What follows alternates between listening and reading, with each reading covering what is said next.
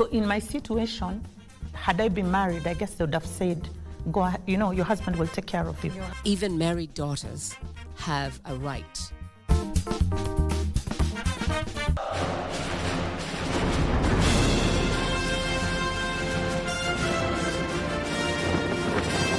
France welcomes the world for the Paris 2024 Olympic Games.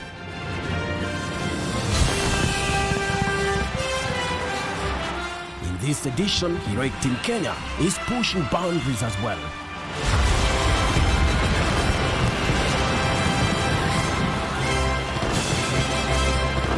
An Olympic gold medal.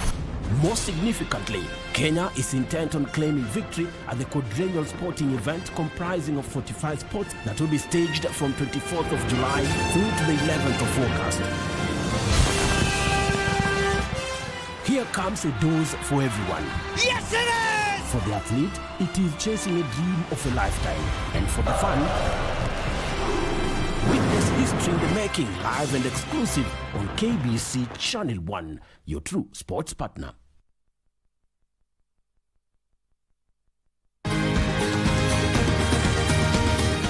Thank you for joining us on Healthy Living. Stay connected to Voice of America at voanews.com. A look at your kidneys and how they impact your health. And an expert discusses chronic kidney disease and how to protect yourself. And Ivorian psychologist Noor Bakayoko shares some insights on bullying and what can be done. It's important to avoid major events or major health crises. How do you know if your cough is due to a serious condition? We'll have some answers. Stay well and strive to make every day a healthy day.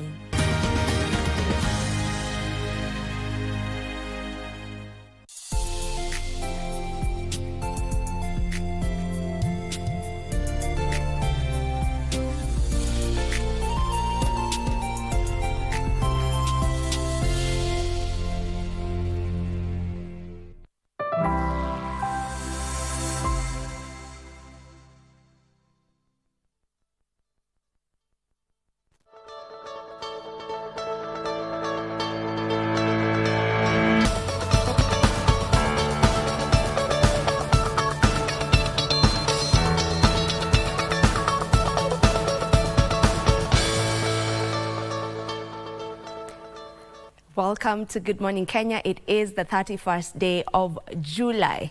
The year is 2024, of course, and it is only a day before we get to the vetting of the proposed or the nominated cabinet secretaries. That is expected to start tomorrow. It will be commencing tomorrow, chaired by the National Assembly Speaker, Moses Wetangula, and proposed Interior Cabinet Secretary Kithure Kindiki is expected to commence that. Will be starting and appearing before the vetting committee tomorrow at exactly 8 a.m. And you're sure that KBC, as your #1 channel, will be ensuring that we bring you all of that tomorrow. Otherwise, today we have a lot packed up for you right here on the show, and I will be having a woman and on our Women at the Forefront segment, and we will be talking about women inclusivity in leadership. The woman is none other than Felicity Kirote. She is the chair, Warehouse Receipt System Council, and she will be here to just talk about inclusivity in leadership. And I am sure it is a conversation that you will thoroughly enjoy and get to learn a thing or two. Victor? Talk of women. How are you? I'm doing great. Just to pick the cue, talk of Wednesday and women in leadership. Did you know that the entire judiciary most probably will be headed by women? Yes. Start with the CJ, Deputy CJ, Chief Registrar. If all goes well, the AG will be vetted, and if she gets it, that is Dorcas Oduor. The Attorney General will be the first woman ever to be the Attorney General of this country. We also have LSK Boss, who is also a woman. So the entire structure of the judiciary will be led by women. How about I just give an individual's clap to that? Yeah. Good morning. Welcome to the program. I'm Victor Lo. Mike, how are you? It is well deserved. I am very fine. I'm very fine this morning. And thank you for tuning in to Good Morning Kenya. This is where you get the gist of everything and in details. So we are going to look at a few things, including the upheavals within the UDA party, given that there is a faction of UDA founding members, as they call themselves, led by Joe Halende, who pronounced himself as the Secretary General, replacing Cleophas Malala. So how is that going to pan out? We are going to look at that. And also, today is the last day for the public to submit their recommendations or memoranda in Parliament regarding the CS nominees.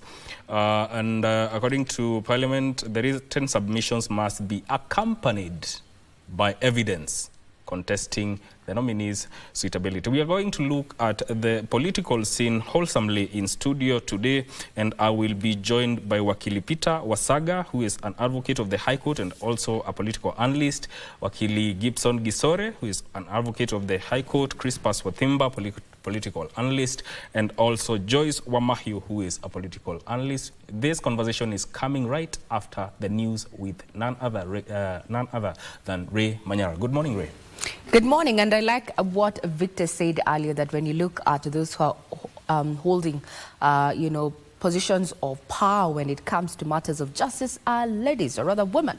And I'd want to take you back in history. When we talk about Lady Justice, have you ever wondered why we refer to our judges as Lady Justice and such before we give their names and accolades? Well, this is a norm that has been picked up from Greek and Roman mythology, so to speak. And Lady Justice represents unbiased opinions and decisions. And that's why outside the Milimani courts, you'll find the statue of Lady Justice there, carrying her barnacles there, her weighing scales, what is right, what is wrong. So we can say it was all deemed to be, Victor. Yeah, from history. It's a matter of time. Yes, from time. Lady Justice. This is just a piece of history going forward. And we like where we're going, and as far as matters of inclusivity are concerned. And also we are looking at the new nominee to the position of East Africa Community and arid and semi-arid lands, as well as regional development. That is the Cabinet Secretary. And it happens to be a lady from, let's say, the hinterlands of the north. We are talking about Turkana County. President William Ruto nominated Beatrice Askul Moy as the Cabinet Secretary for East African Community. Now, that is just following the appointments. Remember, as per the Constitution, there are only 22 available slots. Now, so far, now we have our 22. That was the only person missing, as well as the nomination to the Attorney General. We'll start off with that particular update just to remind you that the Paris Olympics are ongoing and we're keeping tabs on that, so our website is open for your perusal. Now let's start off with the latest appointments. Good morning once again. I'm Regina Manyara. Now President William Ruto nominated Dorcas Agik-Odwor for the position of Attorney General. If approved by the National Assembly, Odwor will become the first female Attorney General in Kenya. Initially, the head of state had nominated Rebecca Miano for the position. Odwor has a vast legal experience spanning over 30 years of practice within the public sector.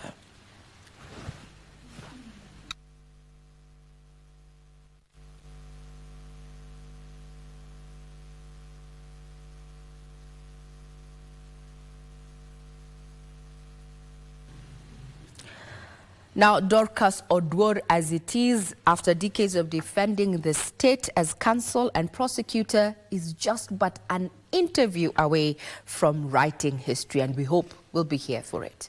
Now, President William Ruto has received a report of the Presidential Task Force on the review of the legal and regulatory framework governing religious organizations in Kenya. In the report, the task force has recommended, among other things, enacting statutes for religious organizations, establishing a Religious Affairs Commission, and adopting a hybrid regulatory model of self-regulation and government oversight.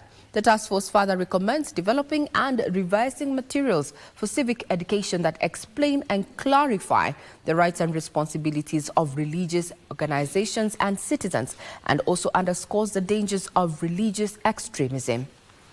It also called for developing and revising the basic education curriculum to address the significance of religious tolerance and education, and educate Kenyans on the public against religious extremism.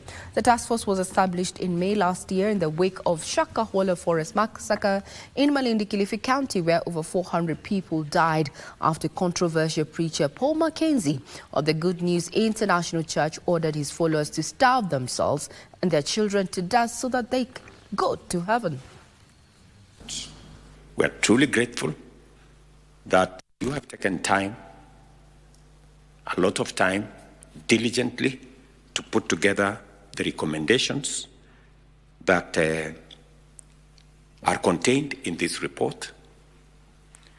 I will, with dispatch and without wasting time, take the measures to ensure that we progress the good work you have done so that we can do what we all want.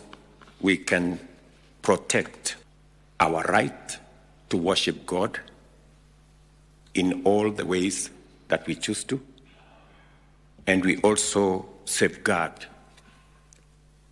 that freedom of religion in a way that recognizes our diversity, but also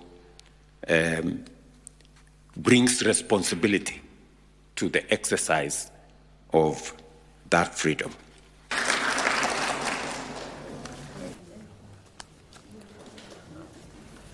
Now, some excerpts of that particular report are found in the dailies this morning, with the big header being Taming False Prophets there.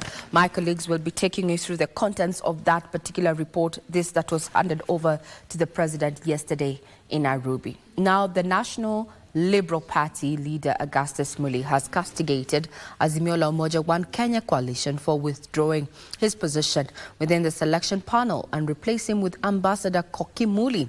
The NLP leader says the move by the Azimio outfit is illegal and that he was duly appointed to the task force, and he's threatening to move to court if it is not gazetted, or rather he's not gazetted with the other panel members. The selection panel has 3 months to finalize its recruitment exercise and forward the names of the nominees to the president. It shall therefore stand dissolved unless its mandate is extended by Parliament. Out of the 23 parties, 16 chose to vote for me rather than vote for the Wiper candidate, Ambassador Dr. Koki Muli. I was given a certificate. Of course, my right is to go to court, but I'm counting on the Parliament to do the right thing. And the right thing is all here, very well documented. If we take this to any judge, they'll find it to favor on our side. Therefore, we request even the DCI, Banamin, you have your client in the name Stephen Kalonzo Musyoka, Junet, and group. Come and pick them for actually falsifying documents and presenting them in the office of the clerk. Now, the planned overhaul of Jomo Kenyatta International Airport will cost approximately 260 billion shillings. The funding will be undertaken by Adani Airport Holdings Limited of India. The company is expected to develop an associated apron, new terminal building and taxiway system in bid to enhance its efficiency at the country's premier airport. Prime Cabinet Secretary Musalia Mudavadi says the proposed expansion and modernization of JKIA by Adani Airport Holdings will be done through a transparent and rigorous process. In March 2024, Kenya Airports Authority received a privately initiated proposal by Adani Airports Holdings to modernize and expand the Jomo Kenyatta International Airport through a public-private partnership program. However, the proposal has caused widespread uproar, with a section of Kenyans opposing the plan to lease the facility to the Indian investors. Jomo Kenyatta Airport is not on sale. This is a public asset.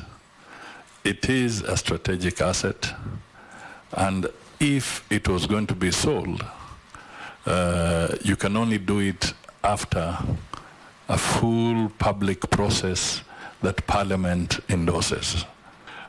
What we need to appreciate is that we will need to modernize our airport.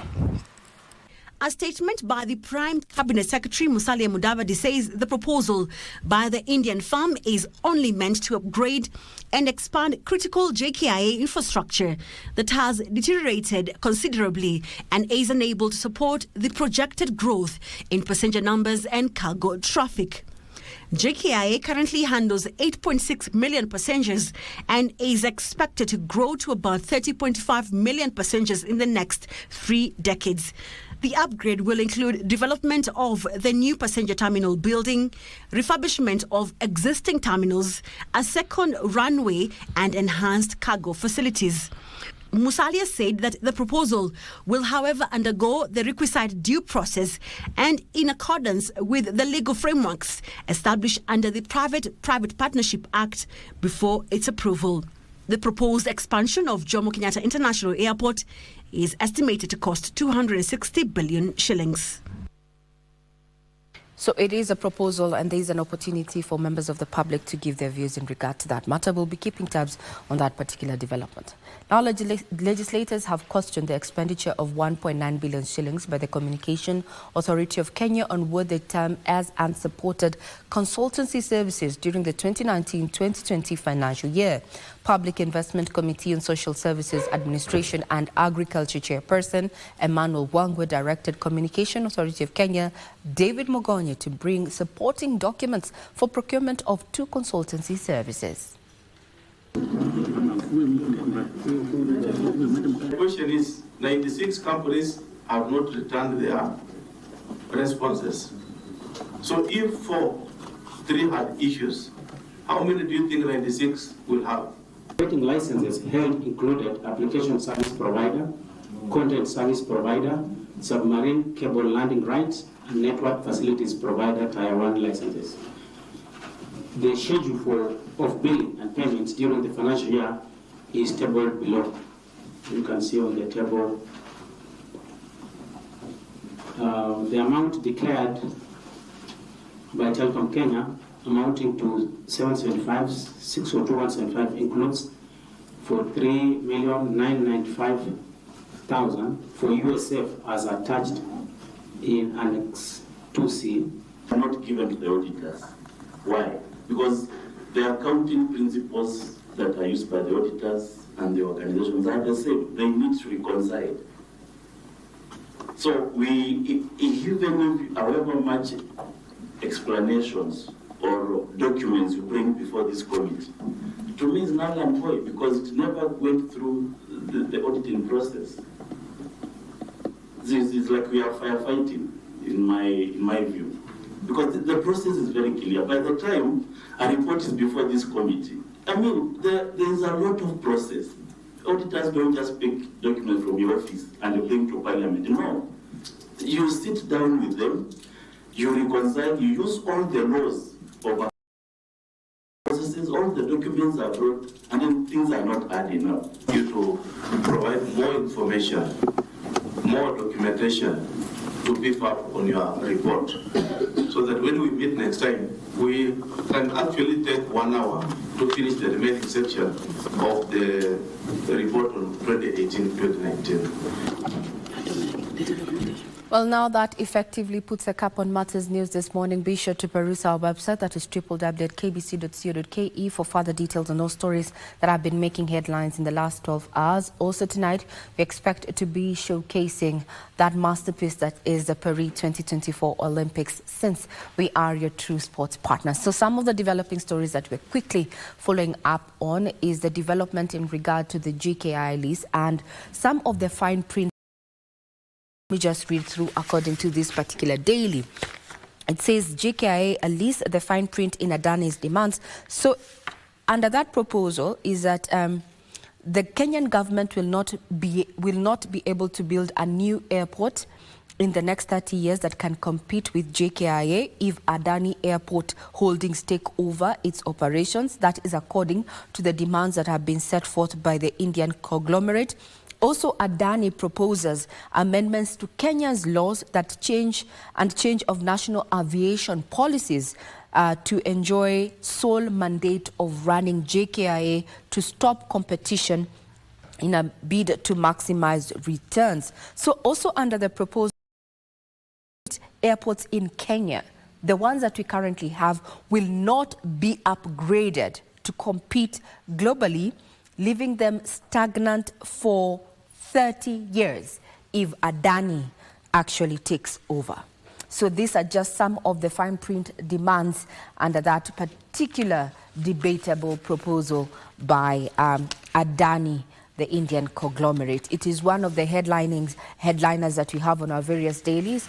This is a standard, and top there is in regard to that particular report that we had highlighted for you, Taming False Prophets. This particular report, it is led by Mutava Musyimi. And in 1994 also, the government had commissioned some changes to matters of religion there that tackled the issue. So the task force says it's about time that they bail the cat when it comes to matters of religious extremism, devil worshipping, cults and occultism. We'll be having the details being read to you in our subsequent bulletins as we just look through what the report contains. Below there is Dorcas Oduor there, who's been nominated as the first woman AG, just an interview away from actually writing history. And days at strike that is looming where teachers are concerned. Kids are already on break, but teachers are saying they're likely to dine their tools if the salary dispute is not handled expeditiously and to the letter. Well, that's just but a sneak peek of what we have in this particular daily. I hand you over to Victor Olo. All right. Thank you, Regina, for that. And of course, just to pick it from there, did you know that JKIA was initially known as Embakasi Airport? All right. That was from way back 9th of March, 1958. That is 66 years ago, when until 1978, when the late president, that is Jomo Kenyatta, who was then the Prime Minister, changed it to Jomo Kenyatta International Airport. Now that Regina has left, the airport actually initially used to be, as per 2016, served around, which was the biggest in the continent. So with Adani coming on board to change and have the reconstruction and of that particular airport, I believe it's going to make it one of the busiest airports in the continent in as far as passenger and flights is concerned. Let me take you through the front page of the Daily Nation. Gachagwa's aides squeezed by police. This is what we have here. 3 close aides of Deputy President Rigathi Gachagua were yesterday questioned by detectives over alleged links to the recent youth-led protests that forced President William Ruto to make major concessions, among them withdrawal of the finance bill and dissolution of the cabinet. This even as talk of an impeachment motion against the DP persists. That story is on the front page of the Daily Nation. And that was that because, not because it's more or less politics. A former governor and a prominent Nairobi MP has also been interrogated over the same issue. Developments, interesting times ahead. And here, the rise of Dorcas Oduor, the senior counsel, will become the country's first woman by MPs following her nomination by President William Ruto. This is what we have here. And now, she is now taking the lead after she was admitted to the bar in 1992. Many years of experience there in the legal profession. So it's now systems go for that. Very quickly, onto the second page of the Daily Nation here. Haiti gangs fall back on guerrilla tactics as mission records wins. Kenyan and Haitian police have managed to wrest control of key hospital and port from the gangs. And now we have it here. It's gangs said to be receiving support from politicians and foreign entities. That's untenable for the other forces to control them. But again, it's just a matter of time, because it's also reported that the Kenya police and Haitian police officers, that's Haitian SWAT, have also managed to seize one of the most needed hospital in that particular country as we speak. IPOA steps up probe into shooting of Nakuru journalists during anti-government protest. They are making investigations 2 weeks later, and now we're happy there's something to smile about. Jacob Juma's widow loses bid to stop eviction from Lolesho land. That is what you also have here. Very quickly, DP aid squeezed over protest funding as auster motion looms. Remember, Nyeri Governor Mutahi Kahiga also said that that would be an affront to the mountain. Interesting times ahead. And now Mr. Gachagua has been accused by some Mount Kenya politicians of being divisive. Finally, big test for Raila as allies jostle for plum slots in ODM. Remember, 4 members of the ODM top brass, the top layer of the leadership of ODM, that is Wycliffe Ambetsa Oparanya. We also have Hassan Joho, who are all deputy party leaders of the party, are set to leave the party to join the cabinet. So what is next? And now it's also emerging that some of the coast leaders are rooting for Mombasa Governor Sharif Abdul Samad to take charge of that particular position that will be left vacant by Hassan Joho after his exit. How will it be? I see that Mike has got the Star newspaper there. You can take us through that one, Mike. Quickly, let me take them quickly in what is making headlines here. Inside Adani's 240 billion shillings plan to overhaul JKIA, Adani offers to pay KAA 6 billion yearly for the first 5 years and 6.7 billion by 2035. Ruto names Dorcas Oduor as AG, Beatrice Askul as CS. There, the Star has captured the story about the CS Attorney General nominee, that is Dorcas Oduor, and also CS nominee for Affairs and ASALs, that is Beatrice Askul. Keep your blankets closer, that is according to the weatherman, because more rain and cold is expected. Why counties can't access 30 billion lying in idle account. That story is told on page 7 of the Star. And finally, a quarter of teen girls suffer violence from lovers by age 19. You read that story on page 9 of the Star newspaper. And finally, Gachagua close allies grilled over fundings of Gen Z's protests. That story, you will read it on page 6. We take a short break. When we come back, the Viewpoint will commence. Good morning.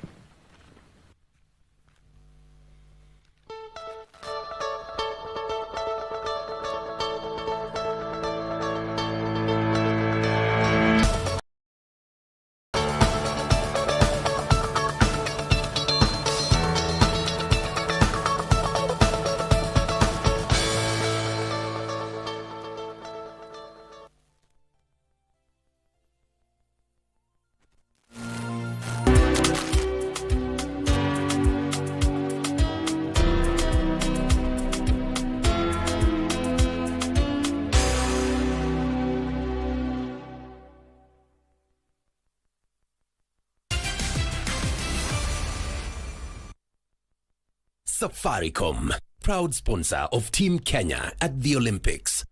Physics graduate and a very bright future when it comes to volleyball. Likewise, her brother Lucas is part of the Brazilian men's roster in Paris. It was gold for the British team, but the mistake at the final drops to 3rd place in the individual standings. The winners would boost their chances of a place in the quarter-finals.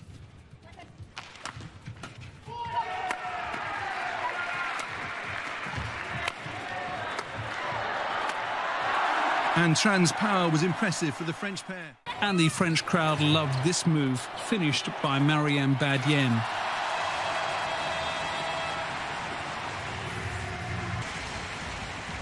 Her first Olympic final in her married name of Smith, and now her first Olympic gold medal. Safaricom, proud sponsor of Team Kenya at the Olympics. On KBC Channel 1, we are a TV station like no other. Get a taste of the best in entertainment. Yes, indeed. Feel the passion. Will you? That you will never lose me. I can't get married to you. I'm sure you knew about it. That's why you're making fun of me. Experience the drama. Get out. Who is the man in this one? And the laughter.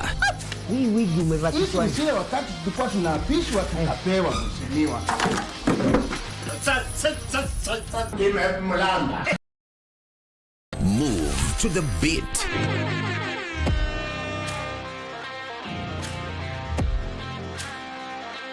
We are live from Broadcasting House. And get informed on the latest happenings. KBC Channel 1.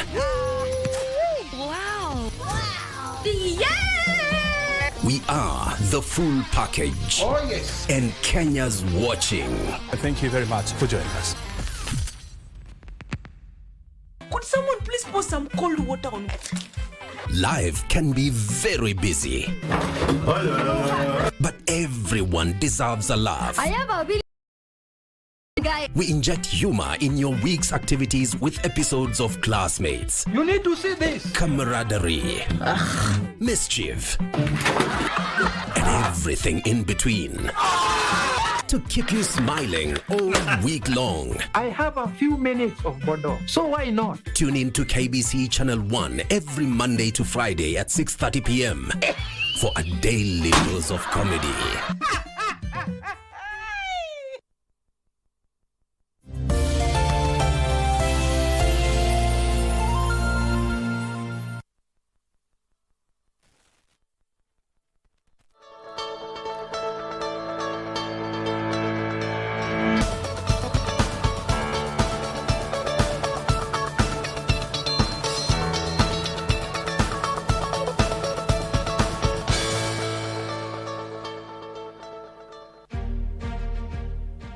In the field of technology, artificial intelligence, commonly known as in the headlines over the last years. The goal of artificial intelligence is to make machines to think like humans and perform human-like tasks. What artificial intelligence is pretty much we've been trying to understand how machines can learn the way humans learn. A machine that is having this human intelligence, you're just embedded in it, and then it's actually now able to actually like do task, definitely using now the complex algorithms under it. The way I think about AI is it's a tool. As long as human beings have existed, we've been working our way towards an assistant or a tool that can help us. So we've actually always been building AI. Artificial intelligence has become more popular today, but the term AI was first coined in the 1950s. Advanced algorithms, improvement in computing power and storage are among the features that have marked remarkable evolution in AI. I was first introduced to AI when I was 12 years old. I didn't know necessarily it was AI, but it was an old scrap computer that had an AI called Eliza, which was the first ever chatbot. You know, the way now we use ChatGPT. Human intelligence, animal intelligence, and collective intelligence are among other intelligences. This begs the question, how is other intelligences? When it comes to the AI, the AI bit of it, artificial intelligence, so this is actually intelligence that has been built by humans. So we're talking about the complexities of algorithms actually being able to actually like work. The use of AI in the day-to-day life results to efficiency through task automation, data analysis for informed decisions, assistance in medical diagnosis, among other benefits.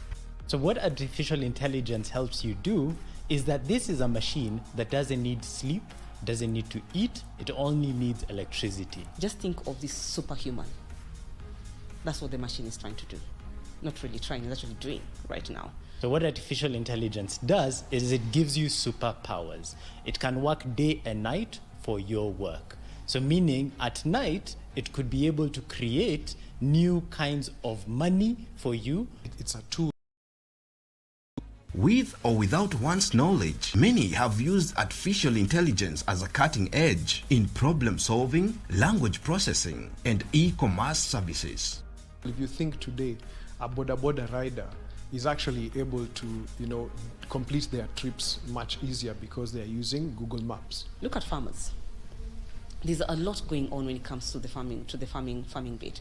So we have these agricultural, they're called agricultural officers that go about and tell someone, for this particular bit, the soil texture is like this, the moisture of the soil is like this. Anybody who's been using a digital lending app like Tala or Branch or Mshwari today is actually interacting with AI in some form or other. If you've ever done anything on YouTube or Facebook, then you've interacted. The United States is currently leading in the AI race with over $249 billion investment. According to AI experts, Kenya is also on the race, although there is more to be done. The government in some of the things that it's already doing is doing the things that will lead us to AI. What I do appreciate about the Kenyan government is that it's really focusing its ICT strategy to allow more people to upskill in digital, right? Not just AI, how do you use computers and then be able to use artificial intelligence? So we need infrastructure, right? You need electricity, right?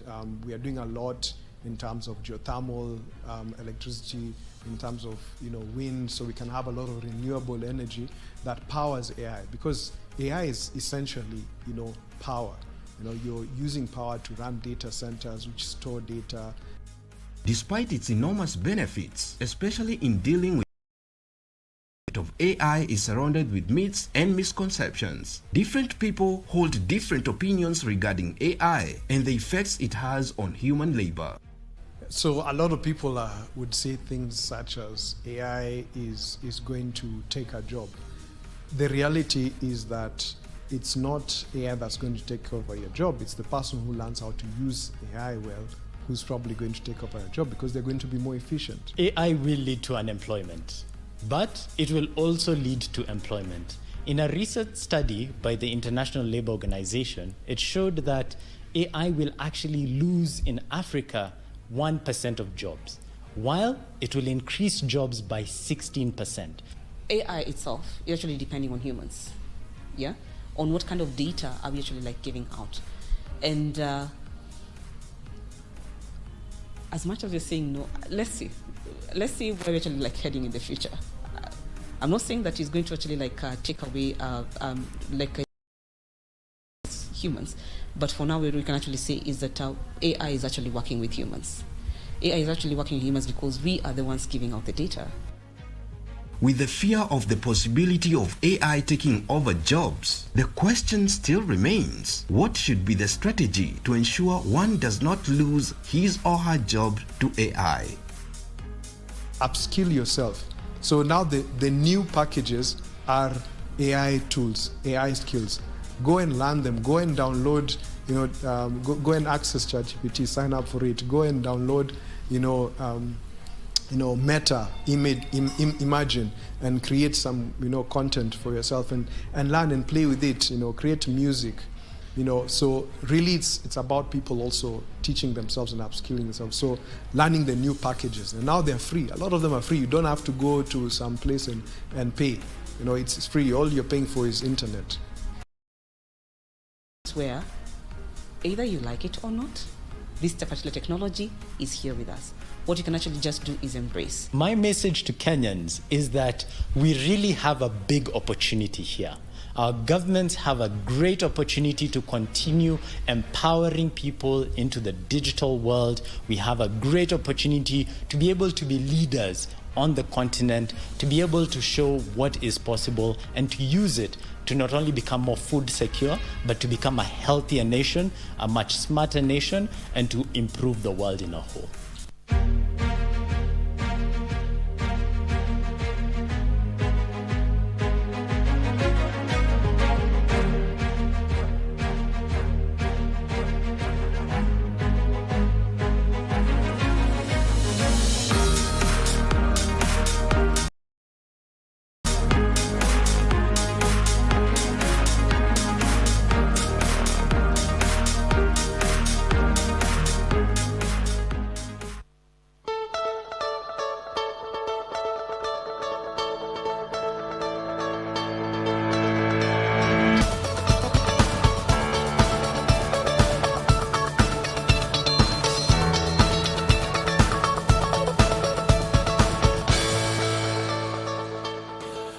13 minutes past the hour. This is a Good Morning Kenya. My name is Mike Migu. Welcome to The Viewpoint, where we look at what is happening in the political landscape, events that are shaping the politics of this country. And today there's a lot to talk about, including the CSs that is supposed to happen tomorrow. And actually today is the last day that the public is supposed to present their memoranda regarding the nominees that have been proposed or nominated by the president, and also attach evidence that contests any nominee's suitability. And so today, if you have something to present, you can present it to the parliament. And to have to help me in this talking about this political landscape, what is happening, I have a panel of 3 people. Let me start with my immediate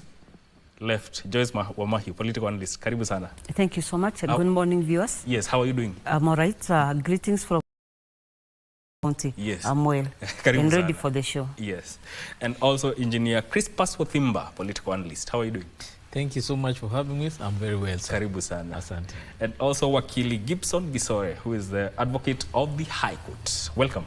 Thank you so much, and good morning. Good morning to you. How are you doing? I'm doing okay. Yeah, there's a lot that has happened. And actually yesterday the president nominated Dorcas Oduor to the position of the Attorney General, and also Beatrice Askul to the position or the CS nominee for East African Community Affairs and ESALs. I don't know, let me start with you, because you are lady and these are 2 ladies who are nominated to very important positions. What do you think of these nominations? I think the ladies are harvesting in a big way.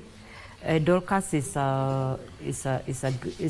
made up of great brains, starting with, if I'm not wrong. This is a gold mine, ready, and I think willing to dispense the information that this country needs. The only small worry is that we are fronting more to the rec side, other than looking into the regional balance. Only last week we saw 4 again, leadership of the ODM again, 3 of them from again the rec side, and another this week from the rec side, that is Dorcas. We also have the lady who was nominated again yesterday in the ODM leadership. So much as the ladies are benefiting from the same, but let it not be seen as if it's a political discussion that is going on, so that we have the wider reach of the women benefiting from the same. But from the nominees, I wish them well. Yes. Engineer, what do you think of the nominations, and how does it speak to the aspect of women inclusion in key positions of leadership? Well, I'm happy to see that at least at the last minute, a very sober decision was made when it came to selecting the AG. This is a legal mind that is respected across, even though it came probably from influence from the other political divide, not from within Kenya Kwanza, it is a welcome decision. We wish that many such decisions could have been made as early as 2022, when the government was forming its own first cabinet. If we had such a sober, well-informed decisions in terms of selecting the cabinet, I don't think we would have found ourselves where we are today in 2024. But that is water under the bridge. We need to forge forward. For me, what I'm looking forward through the vetting process is to be able to interrogate these nominees and be able to understand them. I am looking forward to see if there will be a balance of skills in terms of the skill set of these people of integrity, because integrity has been the biggest challenge this leadership has been struggling with. In terms of the competence That is a very important aspect to be able to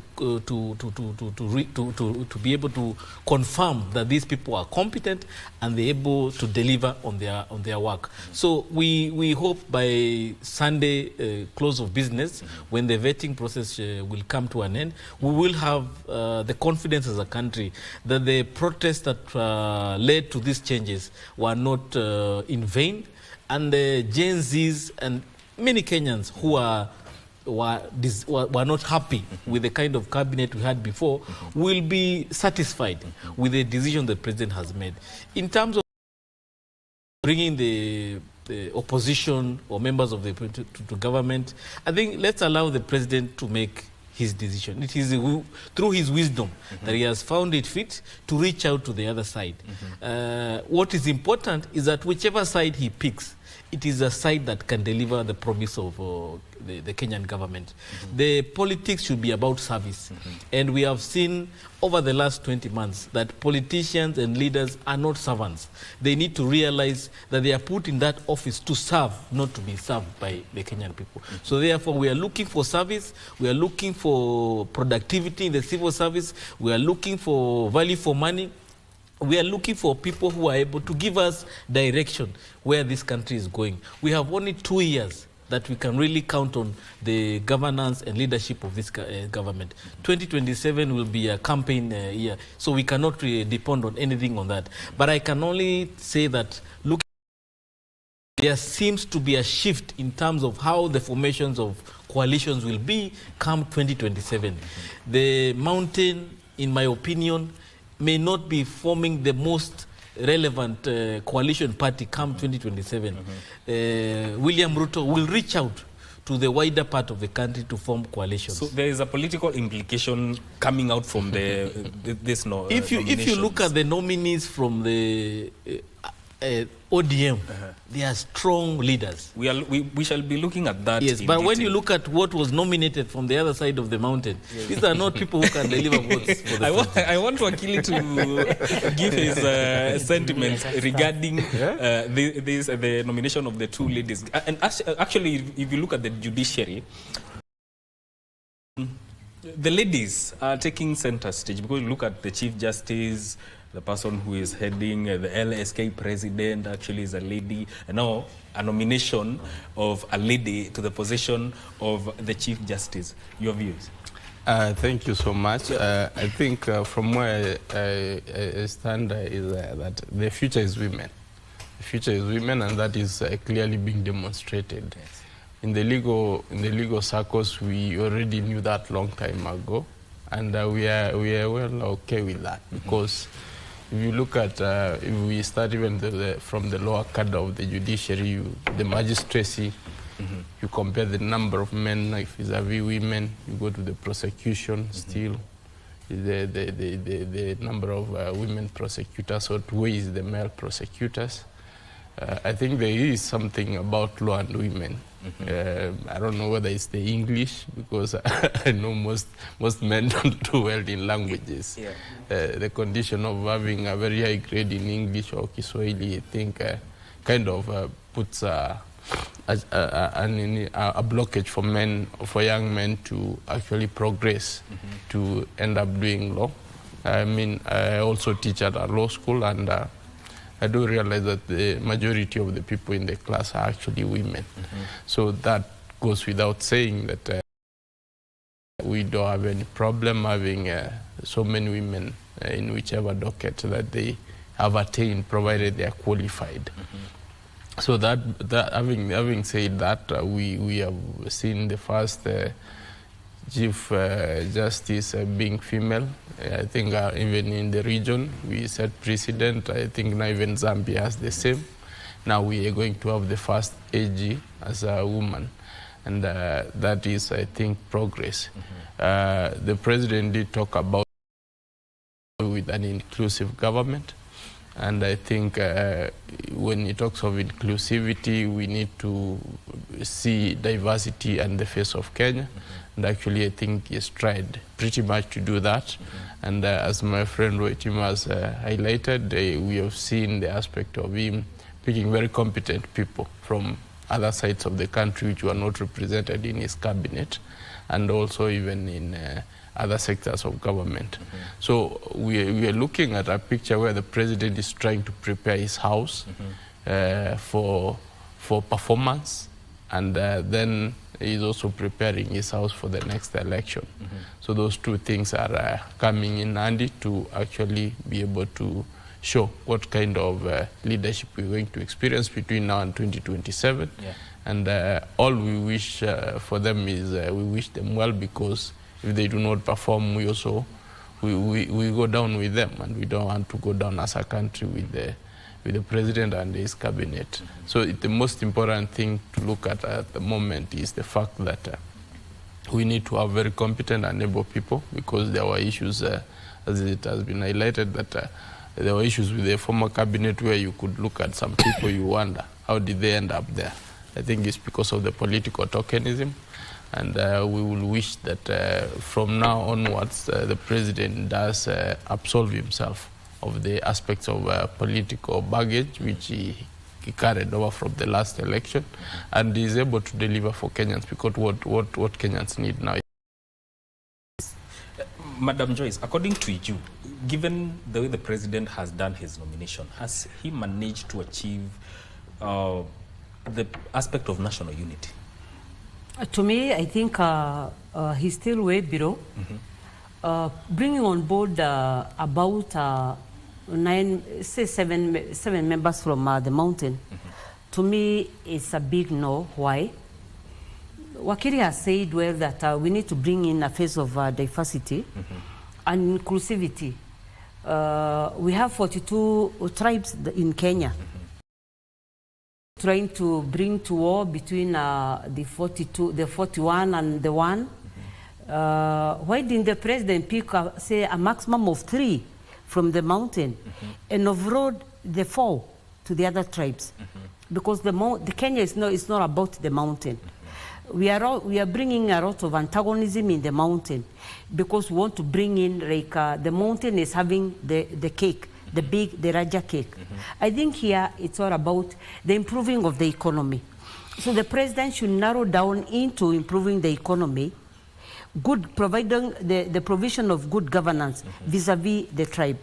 When you bring in a huge sizable number from the mountain, I think Kenyans will start looking into the mountain as if the mountain is the bottleneck, is the issue that will stop delivery of services. Look at what happened in the previous cabinet secretaries that were there prior, immediately after he was sworn in. Another huge baggage from the mountain. Did the CS from the mountain deliver? We saw it in the public domain. Just does not need to specify what happened. So to me, I think the president should not have gone into the huge number of the mountain.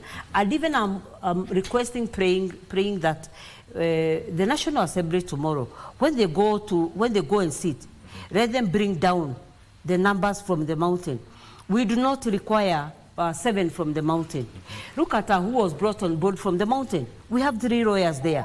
We have Miano, we have Aris, and we have the former AG. Why do we need 3 lawyers?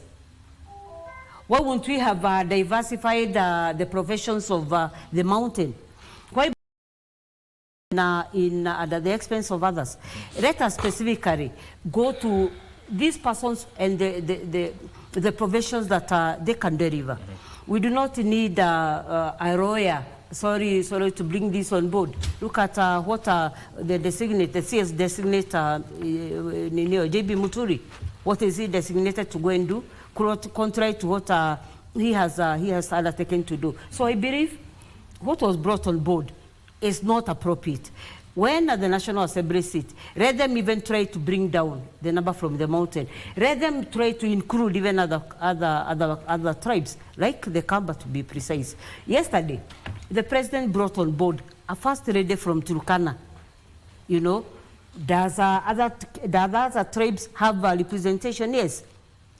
Let the leadership of this country include other small, even tribes. Do not go and look into the mountain. It's not about Though Joyce Wamahiu comes from the mountain, it's about service delivery. It's not about the mountain. Let us not antagonize Kenyans with the 2027. Let us zero into service delivery. Let us zero into improving of our economy. Let us zero into good governance, not the tribes, not the mountain. That's my take. So there was more of a political solution. To me, this is, Wakili, I just said it in bold letters, that it's all about 2027. Let us not look into the 2027. Let us look into the issues that was brought up by the Gen Z. They did not bring the issues of 2027. They wanted good governance. We are looking into tomorrow, the issues of good governance. The nominees, the CS nominees who have already been brought on board, some of them have major issues to deal with. Let Kenyans submit any document, any information that you think can bring down this number. I'm praying. This is my prayer. And members from the mountain where I come from, from the numbers of CS nominees from the mountain. Let us also try to bring down this chest dumping within the mountain. Who are the best chest dumpers? The Ruyas and the Ruyas are not chest dumpers. It is only members from the mountain who are CS nominees who started chest dumping. Let us bring that pride down. All right. We are going to talk about the political implication of all this, and I want to hear your views. And also, she has raised something about a mismatch of skills in some nominations, and we are going to talk about that, but we'll do that after we take a short break.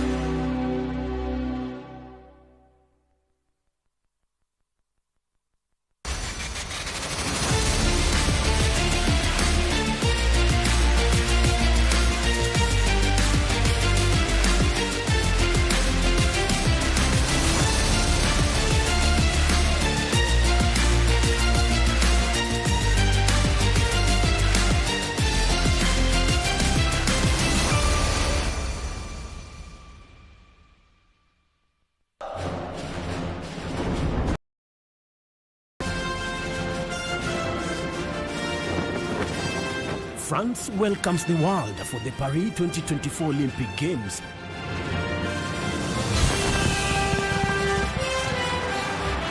In this edition, heroic Team Kenya is pushing boundaries as well.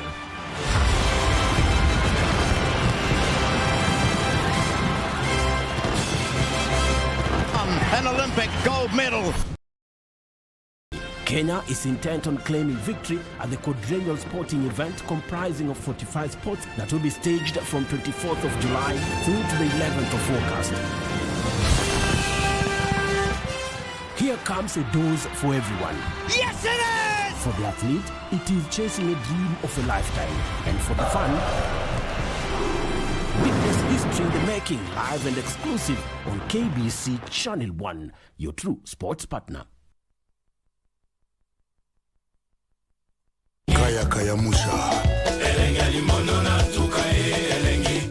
It is always a good time on Bridge over Congo. Catch us every Saturday from 10 p.m. till midnight. Join me, the Rumba Supreme Leader, the Grand Ayatollah Simeon Mfumu Kimbango, and Winnie Marie Jose, Bridge over Congo.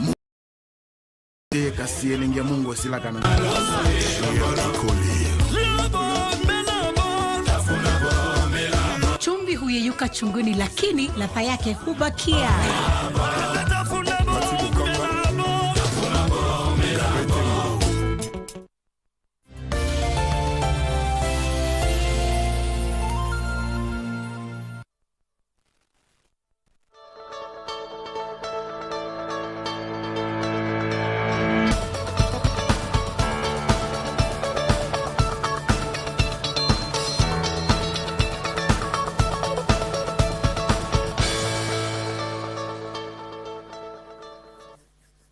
Thank you for tuning in to Good Morning Kenya. My name is Mike Megwe. This is The Viewpoint, and we are talking about the political landscape within the country. And one of the things we are talking about is the vetting and the nominees by the president to the positions of CSs. And engineer, there's something you mentioned about political implication of all these nominations in regards to 2027. What is it about that? For me, I was looking at it from the point of political maneuvering when it comes to re-election. If you look at the caliber and the quality of the leaders that have been nominated from ODM, in terms of mobilizing votes for anybody, whether it's William Ruto or Raila Amolo Odinga, these are men who can deliver, and they have already delivered. Looking at the general election of 2022, if you look at the vote that Raila had, around 6.7 million votes, if you remove what Kalonzo and Martha Karua delivered, probably it's around 1.5 million votes. So 4.2 million votes from Raila Amolo Odinga. A big chunk of it was delivered by Joho and Oparanya and the other members of the ODM party. So therefore, William Ruto looked at the strength that the allies of Raila Amolo Odinga can deliver for him in the event is not able to support him. And if you look at the other side, the mountain, the kind of leaders that were nominated, there are many, but can they deliver? Can they deliver votes for him? I don't think so.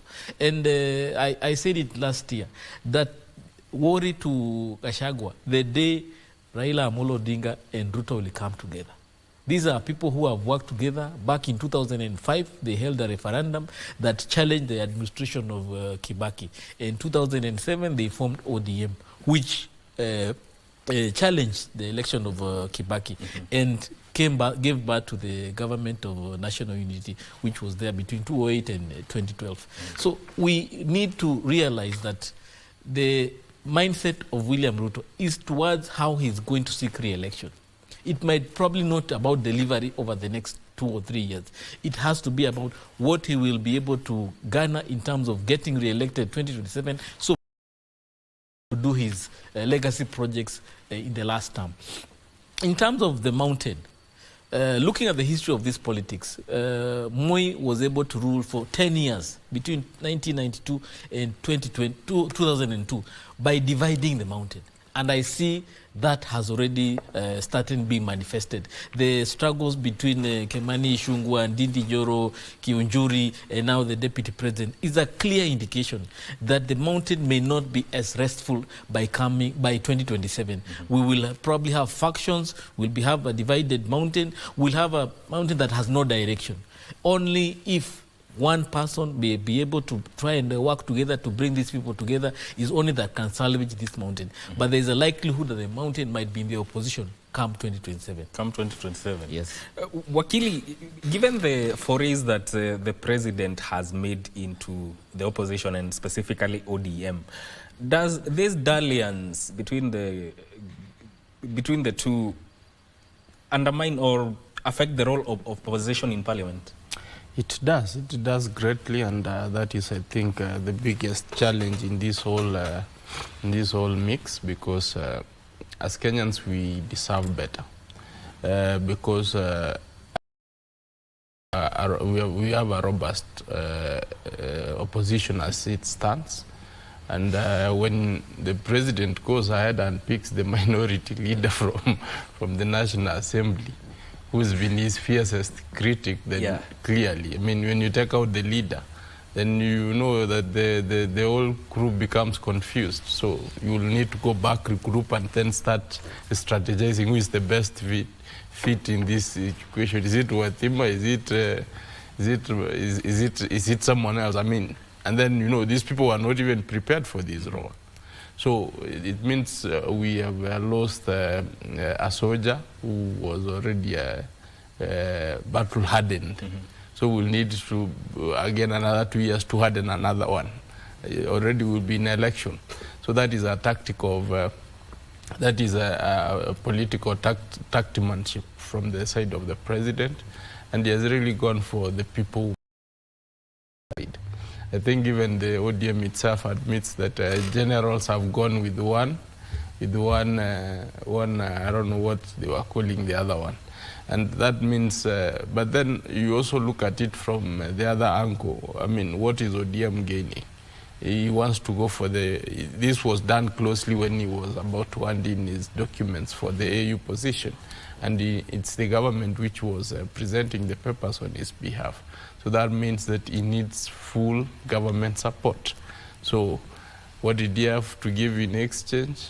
He had to give his best soldiers. So it's a quid pro quo. It's a quid pro quo. It's basically a quid pro quo. All this thing boils down to the fact that the president is perhaps one of the most tactical politicians we have ever had since Moi, because we have not seen any other president who has been able to play all this Machiavellian, if I can be able to use the word, Machiavellian style of politics. He is really using the 48 roles of power, that you need to finish your enemy totally. Sorry, I have a cold. You need to have them respect you. And I think, I don't think there is anybody in the opposition who can stand up against the president as it stands. Brings me to the second question. Where do we stand as a country? Exactly. I mean, Waitim has just picked words from my mouth by saying that this kind of government, or the political tokenism we are seeing, does not speak much to the delivery of service in the remaining period.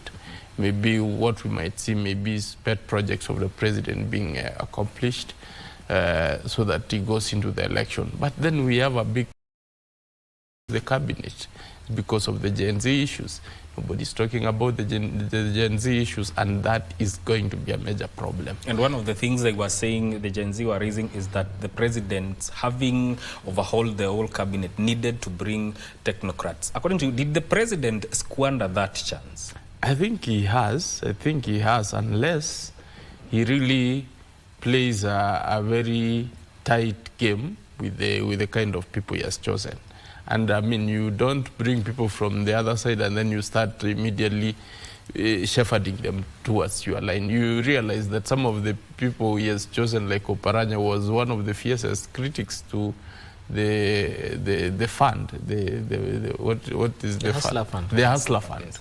How do you again package him and then tell him that this is how it's going to work to the satisfaction of Kenyans and to the satisfaction of the president?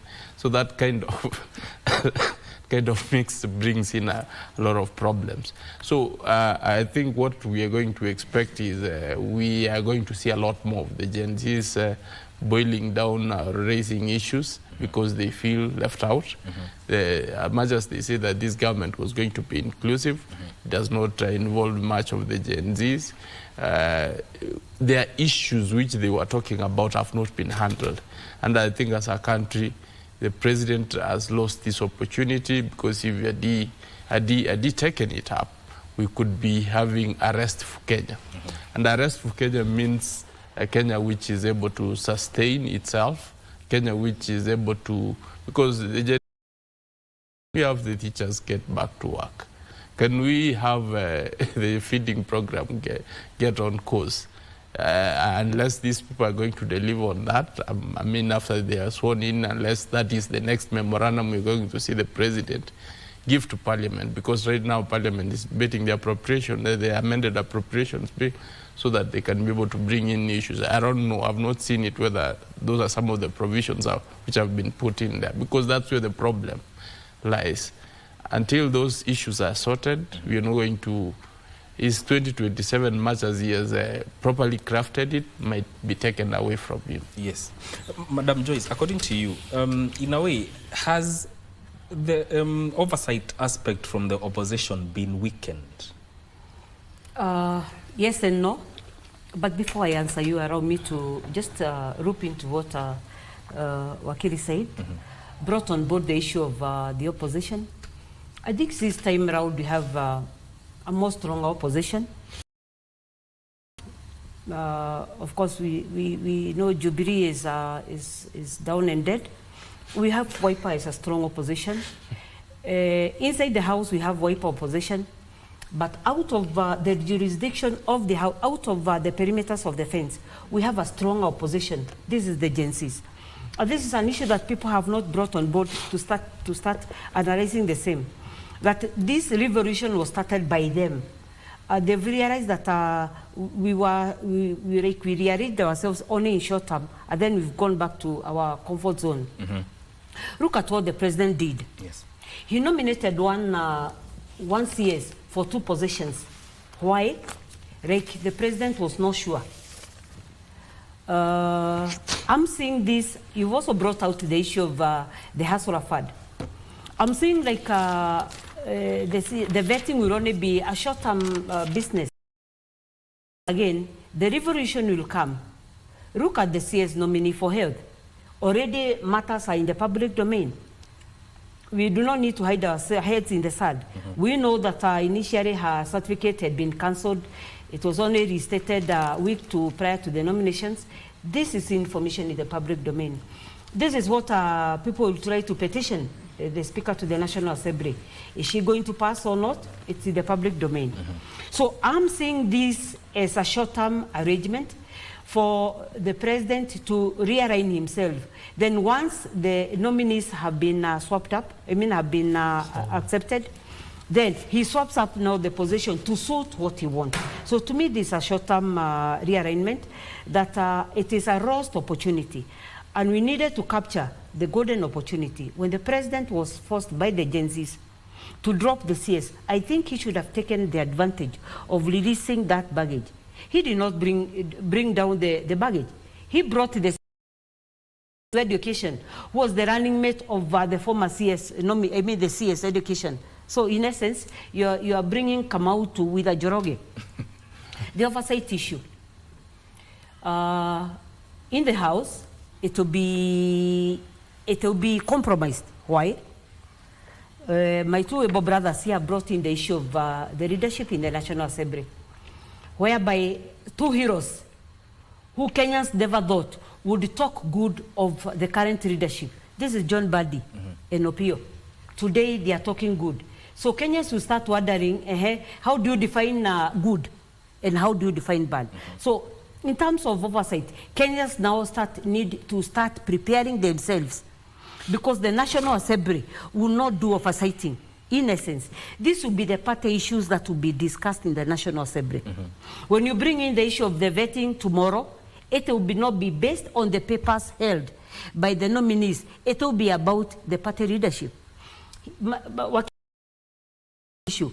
Prior to signing in, prior to forwarding in of papers from the Right Honorable Raila Amolo Odinga for the AUC position, 4 generals were picked up. Why? We do not have coincidences in life. If I'm pushing your papers for AUC, Kaidre bring me on board or your house. So in essence, what the ODM leadership did, other than Sifuna, they swept the house clean and delivered the leadership to Kenya Kwanza government. So tomorrow, from tomorrow up to Sunday, it will be the issue of parties' positions. It will not be the issues of the papers held, the certificates held, the professions held, the good governance issue, the human rights issue. The issue of, it's a holistic of issues. It will not be about improving the economy. It will be the party's position. Kenyans are watching carefully and keenly. If tomorrow, between tomorrow and Sunday, it will be the party's position. I'm not a prophet of doom. Next week, the agencies will be on the street. I'm appealing a polite request to the leadership of the National Assembly.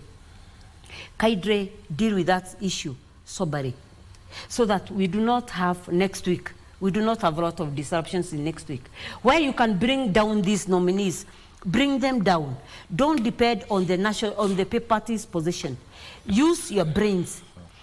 Use what have been provided to you. When the clerk to the National Assembly gave the people the ring to say the views, let those views be looked into so that Kenyans can feel, yes, we owned up the process of nominating and vetting out of the House. That's my position. Wathimba, I want you to touch on what she has said about party positions. Do you agree this will manifest during this vetting process? You know, this parliament and even the other parliaments, the last two parliaments, have clearly demonstrated the party line is the one that takes the day. So I don't see a position where party members contrary to what the party has told them. But there are certain events that have taken place that might give us a window of opportunity for Parliament to show its relevance. The current challenges that are bedeviling the Deputy President might give some members who are allied to him to also be able to demonstrate their independent position. But as you have seen, he says when it comes to nomination of cabinet, he was given what he wanted. So I don't see even him or those who are allied to him disowning some of the nominations that are going to be presented in Parliament. So I don't see at any one point this cabinet being rejected by Parliament. When it goes to, in terms of numbers, ODM has around 86 legislatures. UDA has 144. Wiper and Jubilee have very few numbers, these nominees. So in terms of even the plenary discussions, the nominees will be given a green light. They'll be sworn in most likely a few days later.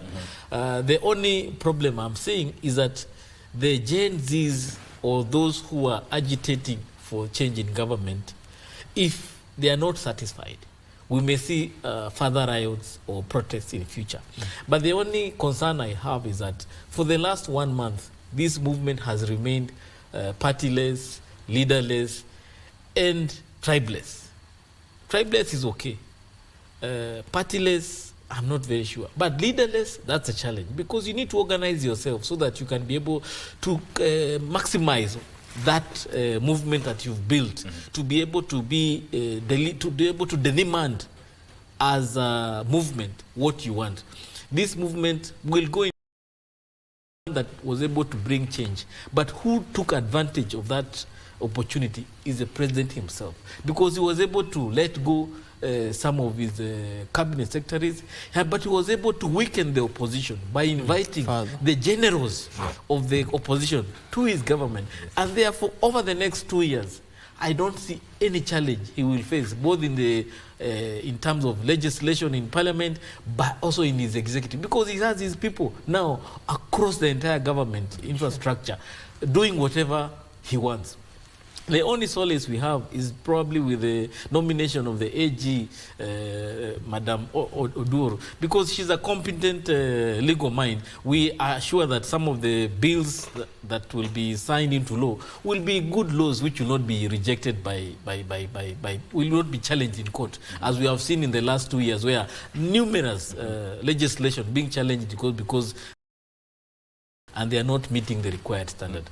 So I just want to pray that there will be wisdom in these people who are nominated, that they will put politics aside and be able to take advantage to serve Kenyans with the 2 years that they'll have or 3 years they'll have in cabinet. Yes. Wakili, where will that, if party positions come out, where will that leave the public submissions? And in a way, won't we be going back to where we started?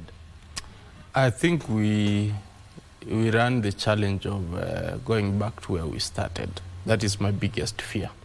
But this all depends on how the president says to play this, because clearly we don't have a parliament now. Parliament is totally going to be vanquished unless we have very dedicated members, individual members, not party, individual members. Yes. It now boils down to individual capabilities of anybody who will want to stand up and be counted in Parliament. But the way things are, I don't think that there is anything much we can expect out of the Parliament. We have totally washed out all things which we expect to be done. We should be able to address the president directly because he's the one who was elected. we should assume that Parliament does not exist, because we don't expect them to do anything much which can be able to help Kenyans. In their nature, they have already been vanquished, if I may use the word. But then, still, we want to look at the situation from also the glass as half full rather than half empty. Yes. So as Kenyans, we have been able to come out of very murky situations, and we have been able to dust ourselves. That is the only hope I have. Now we do have, it's not the Parliament which is the Cabinet. Not the Parliament which made the finance bill to be dropped. Actually, they wanted it to pass, or they already passed it, as they did. So if they are not going to change the way they are doing things, this gives Kenyans the opportunity to decide what kind of leadership we want in 2027, so that we are going to start on a clean slate as Kenyans. If we miss this opportunity for change, because it's an opportunity for Kenyans and an opportunity for the president equally. The president, we have given him his last chance to prove himself. If he cannot be able to prove himself within the period with the people whom he has unpicked himself, he will not have us. He will not blame anyone. He will not start saying, you know, because of this, that's why I did not deliver. We are going to mark him, his record clearly and meticulously come 2027. At least he is trying to. But we are also trying to also mark his script and see whether he qualifies to be in the ballot in 2027. So this is a great opportunity for Kenyans if we look at it from both ways, that we need to walk into this moment with a lot of concern, walk into this moment with a lot of curiosity, and walk into this moment with a lot of insight as to what we want as Kenyans and how we will want to be governed. Because clearly, one of our key elements of governance has already been declared redundant, and I think that is Parliament. So we need to start asking for the things which we want, direct to the person we elected, and we want to see him deliver. If he doesn't deliver, then we have our choice to. In terms of accountability that has yes, to happen. there is going to be better accountability than when we were depending on Parliament. Because whatever we want, we just ask it through memorandum, through petitioning, and through demonstrations. Yes. There's also the aspect of the civil society. Where does that leave the civil society in terms of checking the government, given that some quarters feel like the opposition has, in a way, become weak? Let me start with you. I think the civil society has played, even in the past, played a very vital role in terms of checking the government. I think right now they are more even stronger than they were before, prior to, say, in the month of June. Why? You have seen the human rights group are more aggressive than they were before, because there were still issues that needed to be dealt with prior to June. Seen them more. Perhaps the civil society that we've not seen them come out clearly on issues touching on good governance. We should have a holistic address of leadership. If the civil society needs to operate, let them address issues not one-sided, looking into the issues of the human rights only. Let them deal with other issues in terms of good governance, leadership, human rights. Once we have now that in place, like Wakili said, let us not also look into the issues of the half empty grass. Let us also look into the half full grass. The civil society have been aggressive in terms of looking into the issues of the missing demonstrators. But we've not also seen them, the other side of them, in terms of advising the government, bringing to the issues of public participation on good governance. Look at the issue of the finance bill. We should do civil education, not public participation. Doing civil education is the work now of doing the work of the civil education is the work of the activists, the civil society, not the public, not the parliament, sorry. So let them also come on board and take their positions, because we've seen them, they've not taken their position. When we had the revolution during the month of July, it was a wake-up call for everybody, so that now we can put our house in order. And then we deal now with the issues that we've been very comfortable dealing with in the past. In terms of human rights, we've not scored rightly. But in terms of good governance, have they been embraced enough as they are on human rights? I'm happy when one group came on board and said, let us look into the activities of these groups and see how they've been spending public resources. Have they been utilizing these resources appropriately? So I think it is also the high time that we also brought on board and a very robust group that now can check the government in terms of now the accountability, the service delivery, the governance issue, the leadership issue, so that everything is now brought on board. Much as we want to deal with the issues of 2027, before we go to 2027, let us now deal with the bridge that we are on now. The bridge we have today is good governance and leadership. Who is willing to take the first bullet in terms of good governance? Is it the civil societies? Is it the public? Is it the National Assembly? Is it the Gen Z? Is it Wajiko? So let us all be inclusive in terms of dealing with that issue, because we've realized of even checking the government. We've realized today, even from this sitting, we've realized that the National Assembly will not oversight the government. Who will be there to oversight the government? It is now you and me. Members of the civil society, members of the professions, members of anybody else who can partake in terms of checking the government. Once we have those factors in place, then I think the role will win. Yes. Yes. That is very interesting. And when we come back, we are going to talk about another aspect within the political landscape that involves the upheavals that are rocking the UDA party. But we'll do that after this short break. Don't go too far.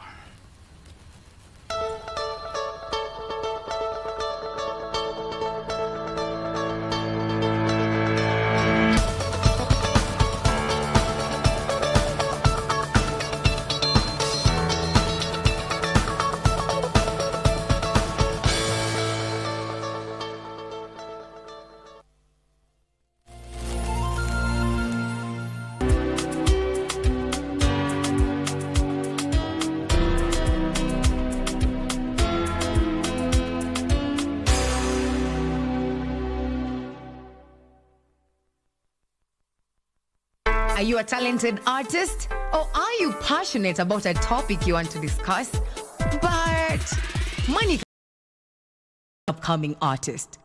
Don't worry, Studio Mashinani has got your back. Sign up on ajira.co.ke to book a session with your music and video producers across the country. Work on your music, jingles, spoken words, and even podcasts to realize your dream. All for free. Studio Mashinani, Radani Talent.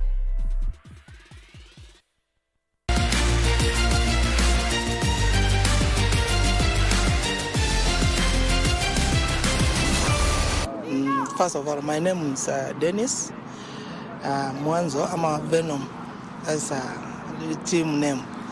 Na mi train sprints hapa Nyayo na Kasarani, na sipagui huwa na train both Kenya, Uganda, hizo zote. So mi train ma sprinters, na sasa tumeprepare ni mi train Weissman got for Olympics. So tumekuwa tukiprepare for the last 4 years kwa hii event, na naona kufikia saizi mahali Weissman yako target ni kwanza ni kuingia finali. Juu hii ni Olympics yake ya kwanza. And then kwa finali anything can happen. Uwezi sema naenda medal ama naenda juu. Kila mtu mwenye ameingia finali, kila mtu anataka hiyo medal. Pia akiingia finali pia sisi tunataka hiyo medal juu ako ready. So, kufikia saizi ako ready, na tunaomba Mungu anaweza make surprise.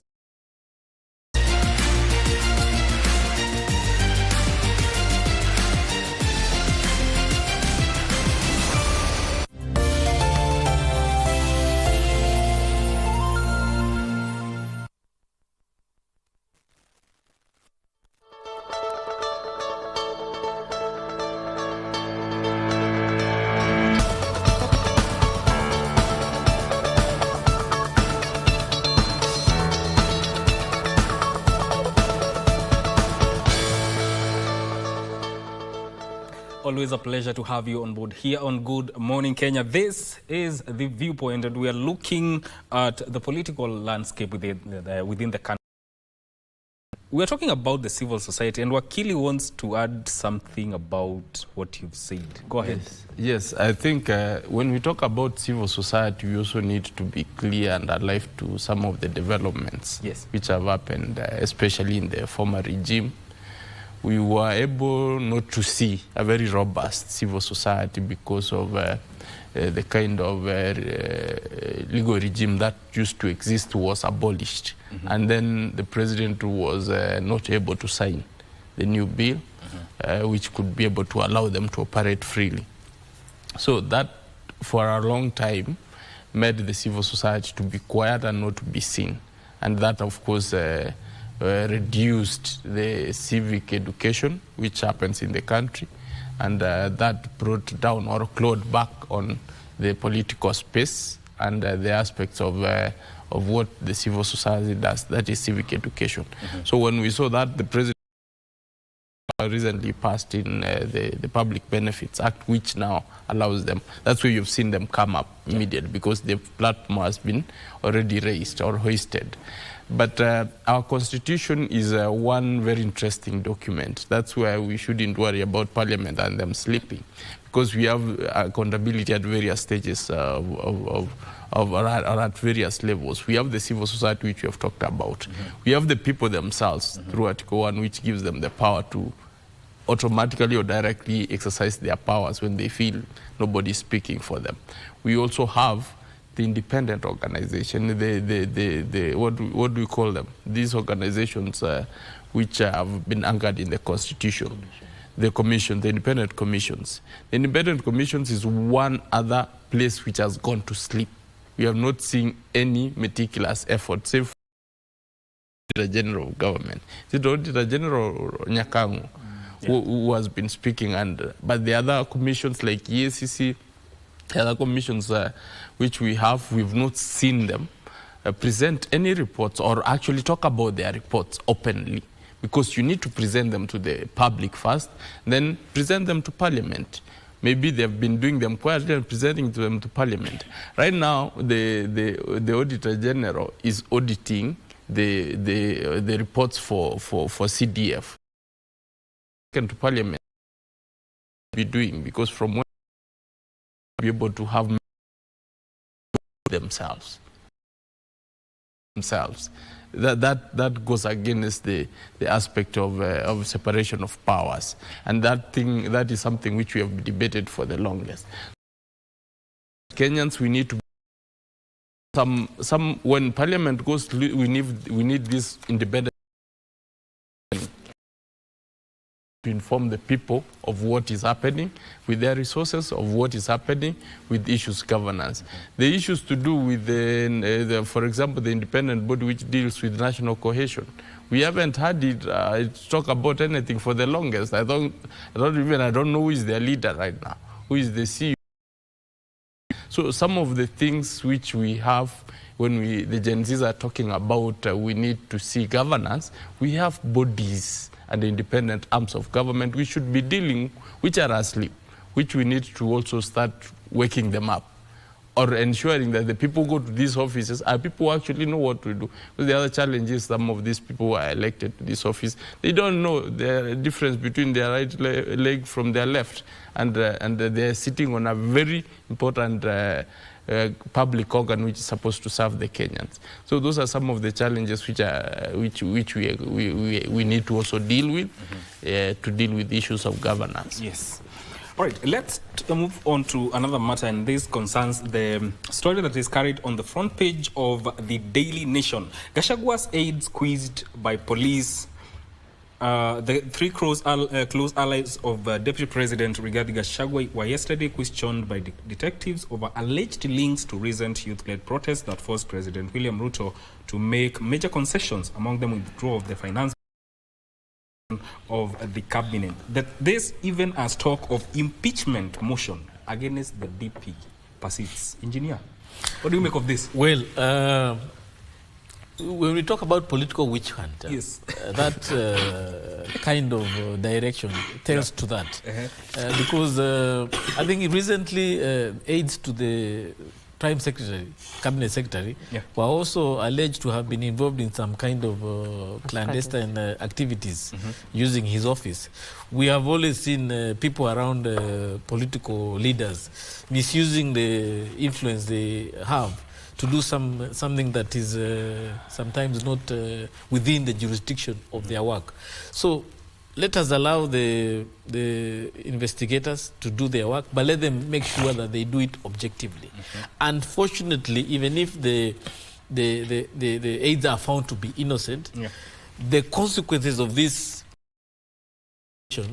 is clear demonstration that the president and the deputy president are not together. So that unity and the unity of purpose that we have probably seen for the last 2 years, I don't see it being there going forward.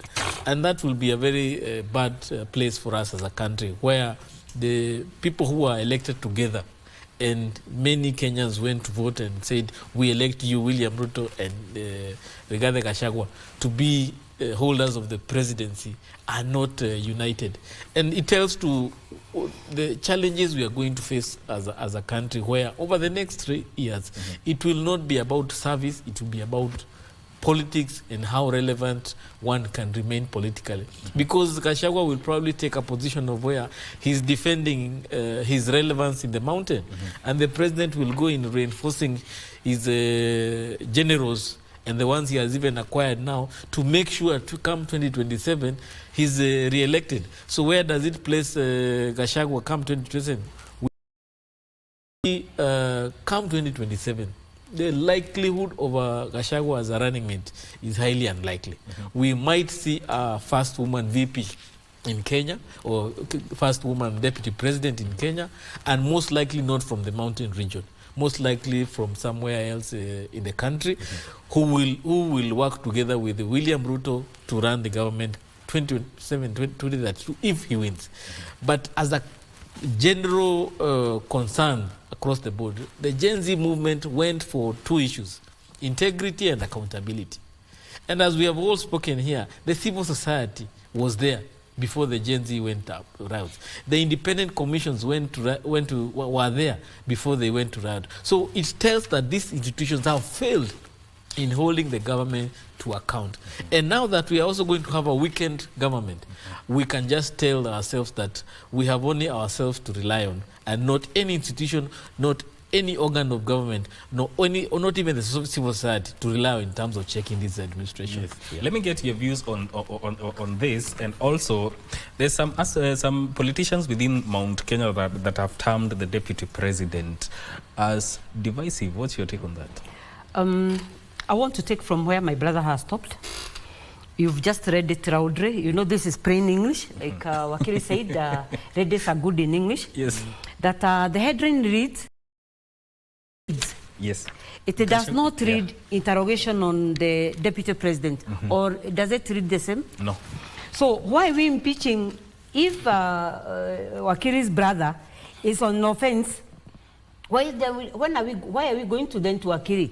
Why do we need to antagonize Wakili if his brother is on the offense?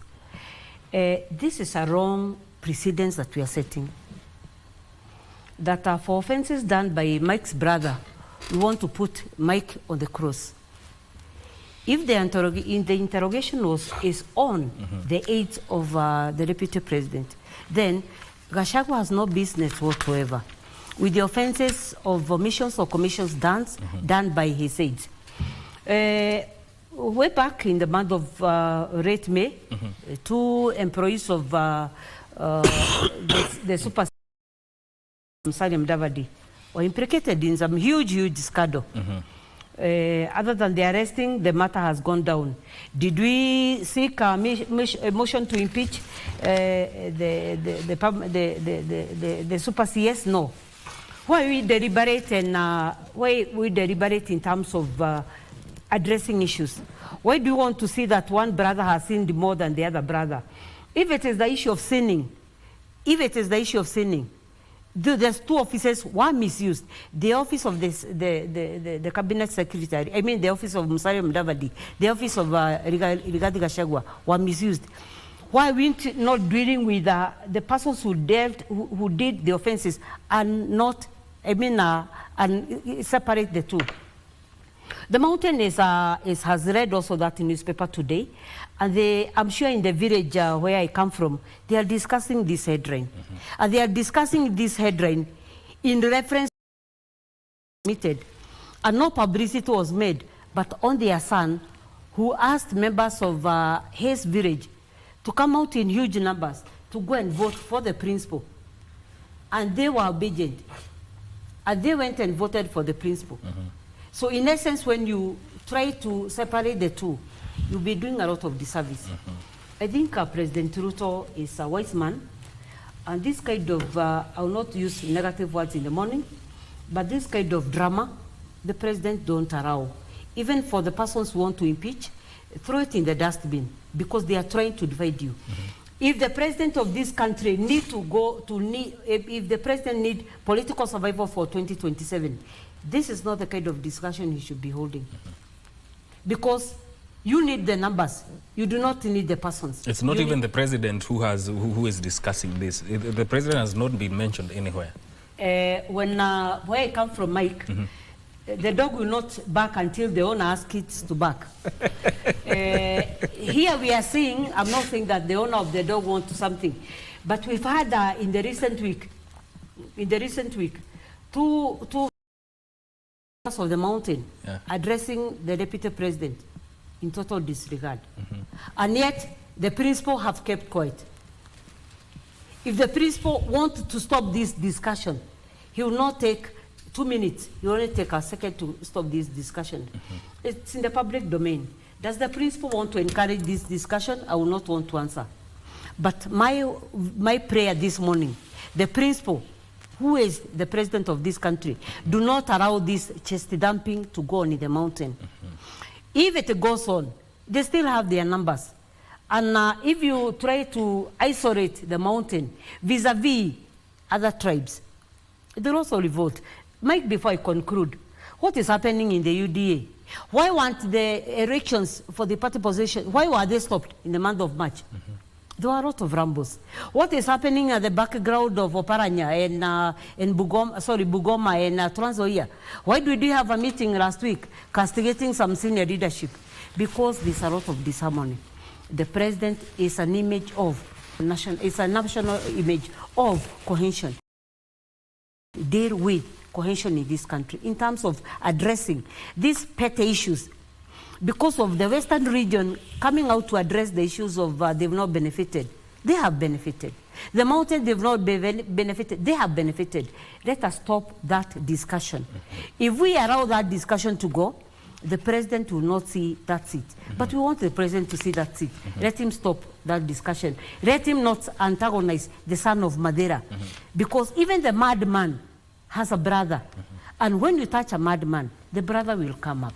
We have the brothers who are willing to see what will happen to that office. And they will act. Yes. Wakili, I want you to give your sentiments about this headline. And also, some quarters have termed this alleged impeachment as a diversionary tactic away from the issues that are affecting the country right now. What do you make of that? I think I will go with the latter, that these are just diversionary tactics, because I don't think the deputy president is going anywhere. And it's not the intention of the president to offload him. I mean, I don't think there's anybody who can just jump into those shoes and fit in and go. So they have covered enough mileage, which nobody can be able to wake up and cover tomorrow, or can wake up and cover in the next 1 year. So I think this is just diversionary tactics. Of course, politics is at play, and of course, in politics, you never sit or settle and be comfortable. It's not a house where you sit and warm and you take tea. It's a house where, when you are inside, you should be even more scared of what is happening outside. So I think people are interested in the seat. They will, of course, want to go for it. They will want to make him uncomfortable. and that makes him work harder, and that makes him a battle-hardened soldier. And I think he is up to the task. I mean, having been a one-term MP, and then next you are in the deputy president's docket, is not something which you can be able to say that is a toddler in politics, or is a toddler in terms of coming up with the how he can be able to safeguard his position. And we have seen him a couple of other times into the occasion and defending his staff strongly. And he comes from a family which also does not take jokes. I mean, you know, the former brother, the late brother, the former governor, was also the only first governor who was elected outside the Jubilee back then in the whole of Mount Kenya. So that tells you that it is a family which can stand alone. When time comes, they can stand alone, and then they can be able to be counted. So given that, I think the kind of deputy president we have is not somebody we should be scared that he is going to be washed away or kicked out quickly. He's going to stand his ground. And he wants to solidify the Mount Kenya. The only challenge is, the problem is the mountain. There are people in the mountain who don't want him.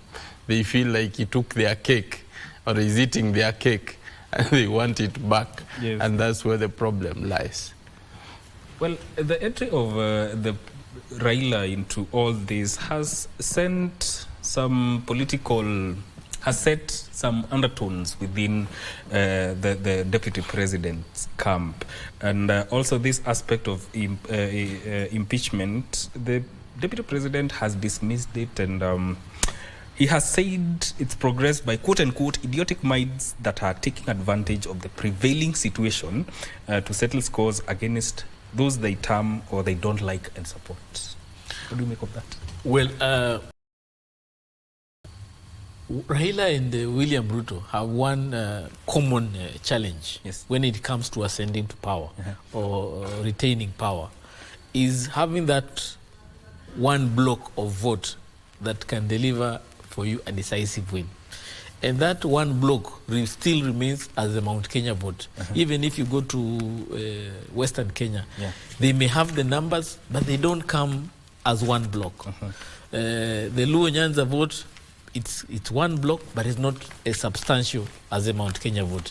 So therefore, William Ruto and Raila, they are always looking for ways and means, either to disenfranchise the Mount Kenya vote, or to have that vote within their camp.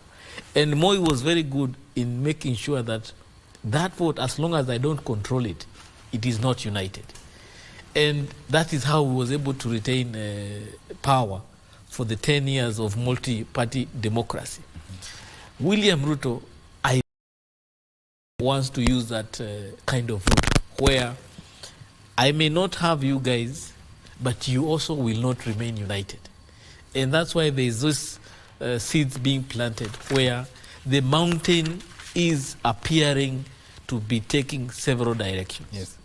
I don't see where, come 2027, the Meru vote, the Embu vote, the Kiambu, Nyeri, Muranga vote will vote as one, because we have only 2 years to go to be able to demonstrate actionable unity that Let me can get deliver. Your microphone seems to have a problem. Okay. But I also want to add on to what he said concerning what the deputy president has termed as idiotic. I would also term the same. These are idomites, like Wakiri said, and like also concurred. We're trying to divert the attention of the real issues. Other real issues is all about it's all about good governance. Idomites can address any issue. We saw one publicity, or I mean one publication last week of saying how 20,000 youths were brought in town.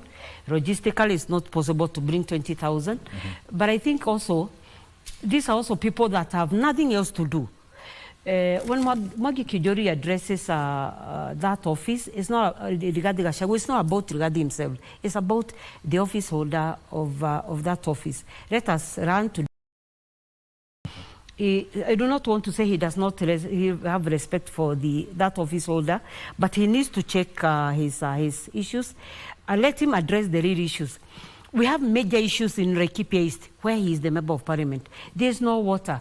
Let him deal with issues of his constituency. When you come to deal with issues of national issues, make sure that your house is clean, because people still go back to why is he addressing these issues. And his people do not have water. Yes. These are people that do not have issues with security issues.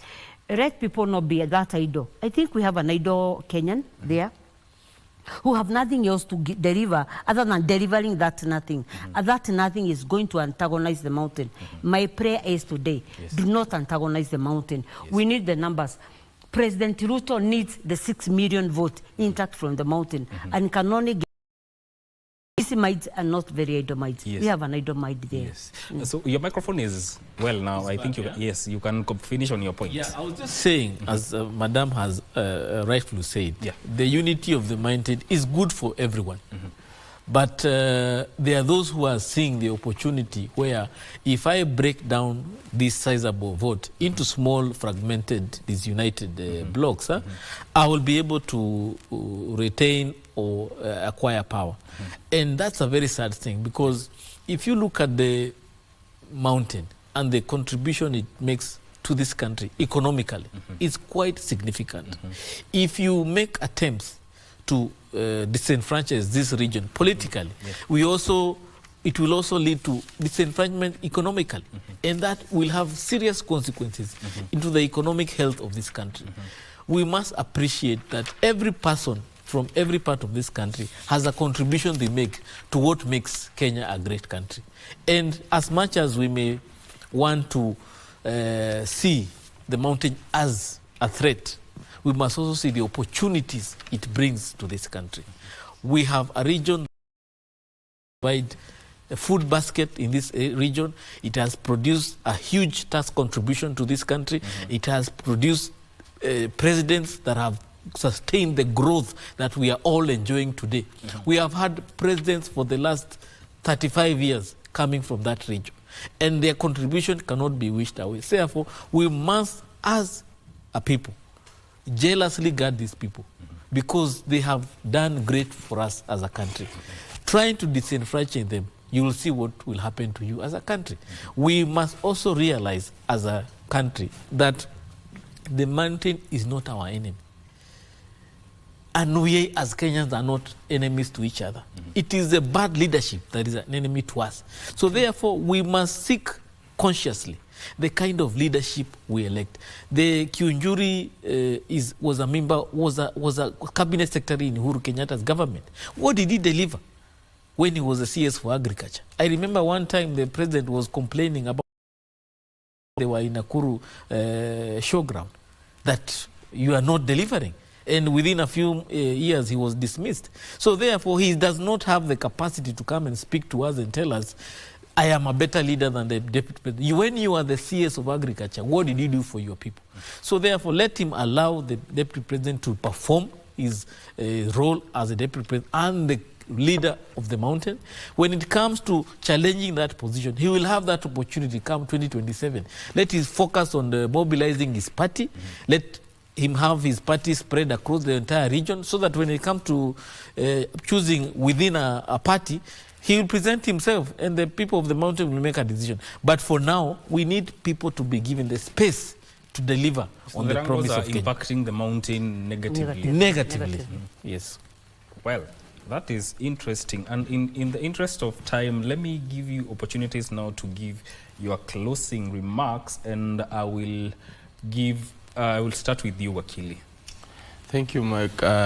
Mine is really to harness the moment and be able to tell Kenyans this morning that we are in a very interesting space, which we have to make future and our sustainable future, because it's not only a future, we need to talk about sustainable future. Yeah. and this opportunity should be able to be midwifed properly, not by the politicians, not by the people who are in power, because for them they want to secure another shot at power. What we need to do as Kenyans is to clean our house, is to also clean our minds and prepare ourselves how to take ourselves to the next sustainable Kenya in the future. So if we lose sight of what we are chasing and we start delving into small issues, and the small issues could be like what my colleagues are talking about, the division in the mountain. Of course, that is an existential problem within the region, but we need to talk as Kenya. We need to focus and be able to direct our minds. How do we be able to absolve ourselves from the small issues which are holding us back? Because this politics of regionalism, this politics of tokenism, this politics of what should I be able to get for my people, and the just stamping is what has led us to where we are. We need to walk away from that. We need to build a Kenya in our minds first, because we cannot be as fast seeing it in our minds. Then we can be able to focus onto that. And when we have done that, then we can be able to walk the journey come 2027. And of course, we start by cleaning house, by ensuring accountability, integrity, and good governance principles are followed through from now. 5 seconds, Engineer. Mine is to Parliament. We are calling for their wisdom, for their independence as they vet these nominees. We want to make sure that nothing is left unturned. We want to understand who are these people, where they come from, what kind of integrity they have, what level of accountability they hold, what kind of competence they have, so that when it comes, when they are sworn in, we are sure that this is a sure bet for this country. Yes. Madam Joyce. Thank you. Even as we come to the new month of August, I wish to implore Kenyans to look into the issues of bad readers that we have. We have bad readership that is being provided by some readers from the mountain. Kenyans, forgive those readers, but focus on improving this country. We have no other Kenya other than this Kenya. Drop those names of both those bad readers and let us read from the front by providing good readership. Thank you very much. Yes, your time is very much appreciated. That is Joyce Owamahu, who is a political analyst, Wakili Gibson Gisore, who is the advocate of the High Court, and also Engineer Crispus Wathimba, who is also a political analyst. This is where we cap matters viewpoint. This has been a very interesting time between 7 and 8:30. My name is Mike Migudongo. Tufa Vivian is coming back with Women at the Forefront. Keep it KBC Channel 1.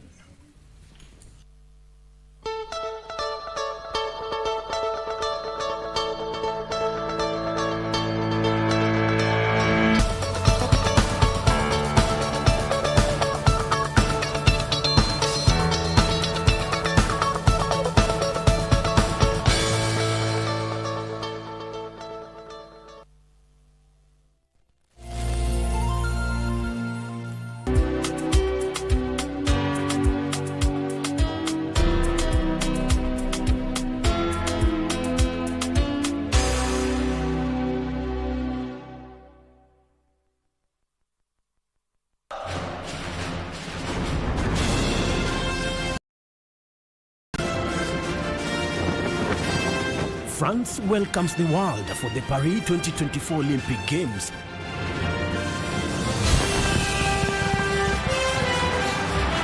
In this edition, heroic Team Kenya is pushing boundaries as well.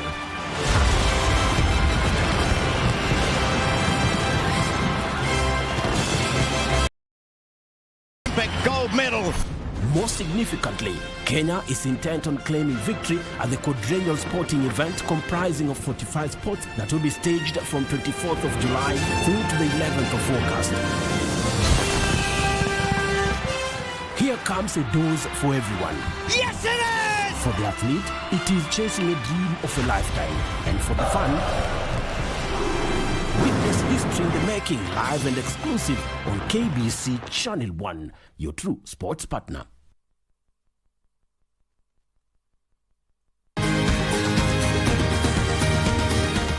Thank you for joining us on Healthy Living. Stay connected to Voice of America at voanews.com. A look at your kidneys and how they impact your health. And an expert discusses chronic kidney disease and how to protect yourself. And Ivorian psychologist Noor Bakayoko shares some insights on bullying and what can be done. It's important to avoid major events or major health crises. How do you know if your cough is due to a serious condition? We'll have some answers. Stay well and strive to make every day a healthy day. I never heard the music so sweet. I repeat. Walk on the bread when big things are going. Remember, each and every Monday we have to share down the place with nothing but the best of smooth weight the vibes in your favorite station. You know these things, man. Alafu kila Tuesday, kata simu tupo side giving you Kenyan music from the 254. And of course, you can spice up your Wednesday by enjoying blazing hot hip-hop and R&B jams. We don't got no label. She say she want bottles. Vibes and vibes as we go all across Africa, Kenya, Nigeria, Ghana, all the way to Tanzania to give you nothing but the best on Afro Thursday. Make sure you make a date with us each and every single Friday with me, DJ_Liza Diva, DJ Colda, and me, Wanjiko. This is Club One Extra.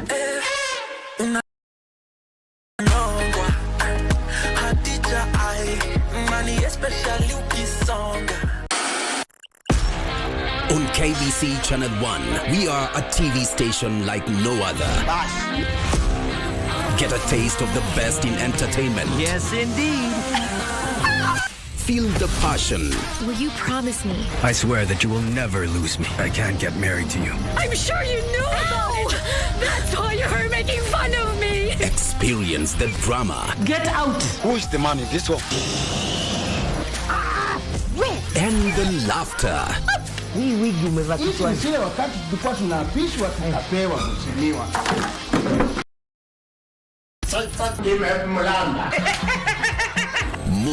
to the beat.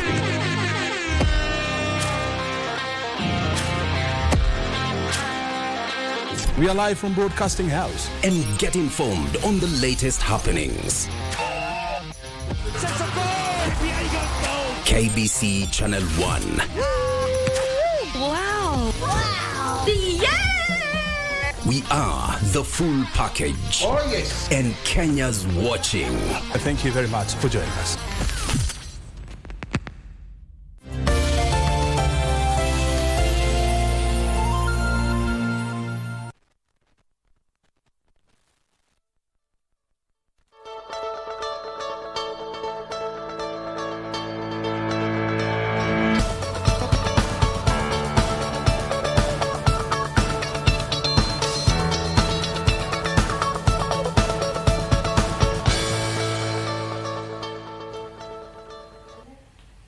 Thank you for staying tuned to Good Morning to another segment, and today being a Wednesday, it is Women at the Forefront, and right here we normally bring to you women who are doing exemplary well in different fields, and today our topic of conversation will be women inclusivity in leadership. And who better to have on the show other than someone who's a long-serving private and public, who's been a long-serving leader in the private and public sector. She is Felicity Nkirote.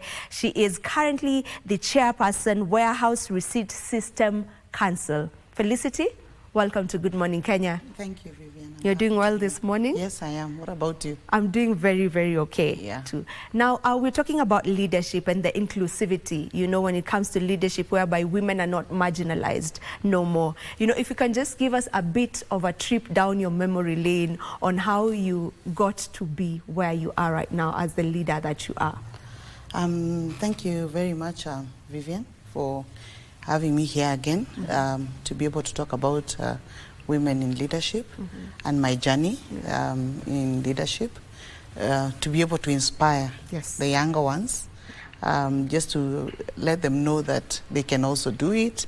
They have in them everything that it takes to be a leader. You just need to be focused and know what you want. I've also had a long journey because I chose to get into business as opposed to being employed. And when I got into my own business, I discovered that we face a lot of challenges as women in business. So I started by volunteering into associations that articulate and advocate for women in business issues, whether it is taxation, how much tax we pay, whether it is doing business with government, whether it is getting special funds ring-fenced for women in business, because those are the challenges that we were facing.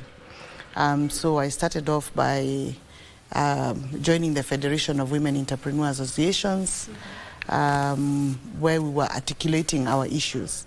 And as we were articulating our issues, we had to come into contact with policymakers. We had to look for the laws. We had to look for the speakers. We had to do judiciary. You have to engage a lot of leadership so that you can be able to articulate the challenges that you're facing, so that we can see how to resolve these challenges in order that we make the business environment more enabling for women.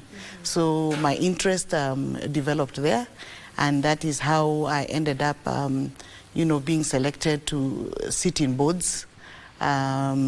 Because when you volunteer, the policymakers or the leaders will always see that you have some potential in you, and so you end up being appointed in some of these positions.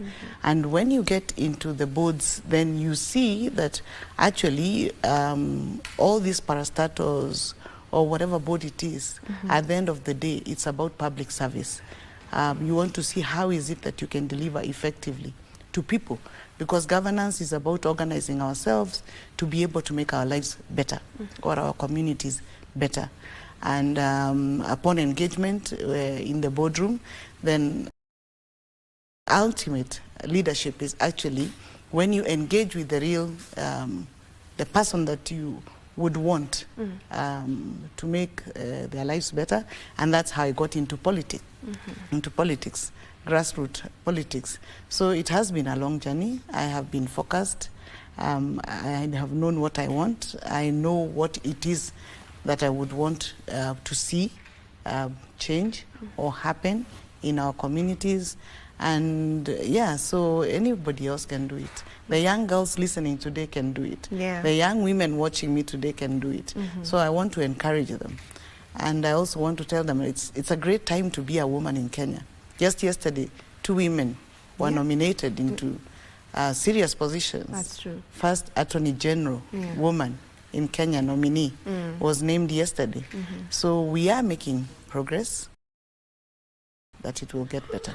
Yeah, speaking about that, I had a question on where we are as a country matters inclusivity when it comes to women in leadership. As you mentioned, the president just yesterday got to nominate 2 women that we got to see, and if they pass through, will actually make history in Kenya, having the first Attorney General being a woman in Kenya in the history of Kenyan politics, of Kenya rather. So, where exactly are we? Do you feel like we are in the right place right now? I would say yes, we are in the right direction. We have policy in place. We have affirmative action in place. Some political goodwill in place. So we are doing well. We are doing well. The only thing we need to ask ourselves is, do we, in the pipeline, do we have enough women in the middle, in the lower? Because you can have at the cabinet level but what about the mid-management section? What about the executive positions? What about the boardroom, in the boardrooms where all the heavy lifting or all the legwork is done? So we need to build a pipeline of serious women leaders. It has to be intentional, that we build their capacity, so that any time that you're looking for leadership, there is no, you don't lack choice. Yeah. Like you have a huge yes, to choose from, you know, a huge but number. I think we are doing well. Yeah. I think we have not yet met the two-thirds, Yeah. but coming from where we were coming from, we are better, but we still need to do more to ensure that we don't breach the constitution. Yeah. Like I think, was it in the last parliament where it was said that it was unconstitutional because part of the law was not being met. So we have to ensure that we implement, and what it calls for is goodwill. Yeah. Yeah, we have to at least acknowledge the fact we've come a long way. You know, when it comes to women in this country, remember back in the days, women did not have a say at all. We couldn't, let me say we, because I'm also a woman, we couldn't even own property, we couldn't vote. So making the steps that we've made thus far, I feel like we are actually moving to the proper direction. And maybe what more do you feel should be done? I think it's just finding how to best implement this law without necessarily increasing the costs, because you can see one of the things that the Kenyans are complaining about is the cost of affirmative action. So we need to devise, to be more creative and to be more intentional, so that we find ways of achieving the not more than two-thirds gender law without necessarily increasing the expenses of leadership. But I would say that we have come from far, and we are at a good place. When you look at the judiciary, the president is a woman, the vice president is a woman, the registrar is a woman. When you look at the president of the Law Society of Kenya is a woman. The Attorney General is a woman. I mean, it's all good news, but like we are saying, let's build the pipeline. Let's begin at the grassroots. Let's go to the primary schools and encourage our girls right from our homes.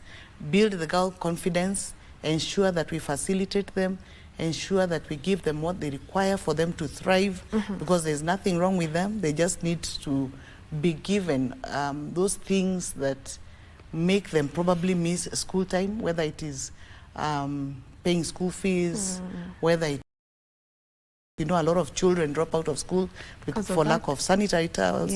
And when you drop out of school because you didn't have sanitary towels, then it means that that's a potential leader who drops out right there. So we need to go back to our classrooms and our homes to ensure that we build the confidence of our girls and ensure that nobody drops out of school or their leadership is not nurtured for some reason, so that it becomes the norm. We will not even need the affirmative law if we make it the norm, other than the exception. What barriers maybe would you say are there that are limiting women to get to such spaces that the spaces that we're really fighting to get into? Mainly, actually, I would say economic is the biggest thing. Culture is another, because the problem with culture and religion is that once you believe in something, you don't see anything wrong with it. So if you believe in the culture that you're meant to be seen and not to be heard, or you're not meant to be out there looking for leadership, then really you cannot be helped, because you believe you're in the right place. The economic challenges is about the way we are talking about provision of sanitary towels, payment of school fees. You know that sometimes when challenges in the home occur, you find that people prefer to take the boy child to school. My dad and my father had a twin sister, and my dad went to university up to abroad, but my aunt never stepped class. So, I mean, and that's for me was an example right in front of me to show how sometimes when you have to sacrifice, then you sacrifice the girl, and maybe she would have been a great leader. So that's economic is a big issue, and that's why economic empowerment for our people is necessary. Provision of free education is important by government. So that is where we need to focus on economic empowerment and culture and religion. Those are the biggest barriers. And when you talk about culture and religion, truly that's one of the biggest barriers that women face. What can be done? I mean, when you look at it, who is supposed to come in and try just debunk all this, I'd say myths, because when they say that the woman's only place is in the kitchen, in this age and era, truly that can't be applicable, but there are places where it's still applicable. That's what they believe in. So how do we change that narrative? We change the narrative by all of us, like we are saying, first and foremost, why the affirmative action is put there to change the culture. Because the idea why we have the, for instance, the woman rep seat is because first and foremost, so it was to finish the fear, because women fear to go out there. You know, when you go out there for elections, you face a lot. People focus on women, how they look, not what they know. They don't ask what is this woman saying. They just want to see how does she look. And they start attacking you, and they start insulting you. It can even be real violence. Yeah. So it is a scary space to be in. And a lot of women would prefer to give it a pass. And that is why the position was put there, so that it is women versus women. We have no choice, but a woman has to come out. And the idea was that once you come and serve as, or rather once you get out into that space, you get the hang of it. You get used to it. So you will probably want the next, and that's why we've had success stories. Some women who became women reps went ahead to become governors, went ahead to become members of parliament, went ahead to become cabinet secretaries. So it's supposed to be like an incubation. Not only for the women who are in the space, but for the other ones who are also seeing from far. We hope that when you see us campaigning, you get inspired. And when you get inspired, then you get into the space yourself. And you don't necessarily go for just that affirmative action seat. You go for all the other seats. That's what we are talking about, affirmative action being used to normalize women in leadership. So yeah, the idea is, we need to all, that's why I was saying there needs to be goodwill, political goodwill, communal goodwill, so that when they see that the women are now doing well as leaders, there will be acceptance. They will say, actually, women can lead. Look at the US. We have Kamala Harris now as a presidential candidate, and she was endorsed by you know, the sitting president. So if Kamala had not been in that space, maybe the president would not have endorsed her. So we all need to encourage as a community and as leaders to push the women and to encourage our girls, and also mentorship. That's why I'm here, to be able to speak so that somebody will be listening to me, a young girl say, I want to be like Felicity. I listened to Felicity and she said that it can be done, it can happen, and I'm inspired. I'm going to, you know, to step into that space. So it takes all of us, parents particularly, teachers, all the leadership.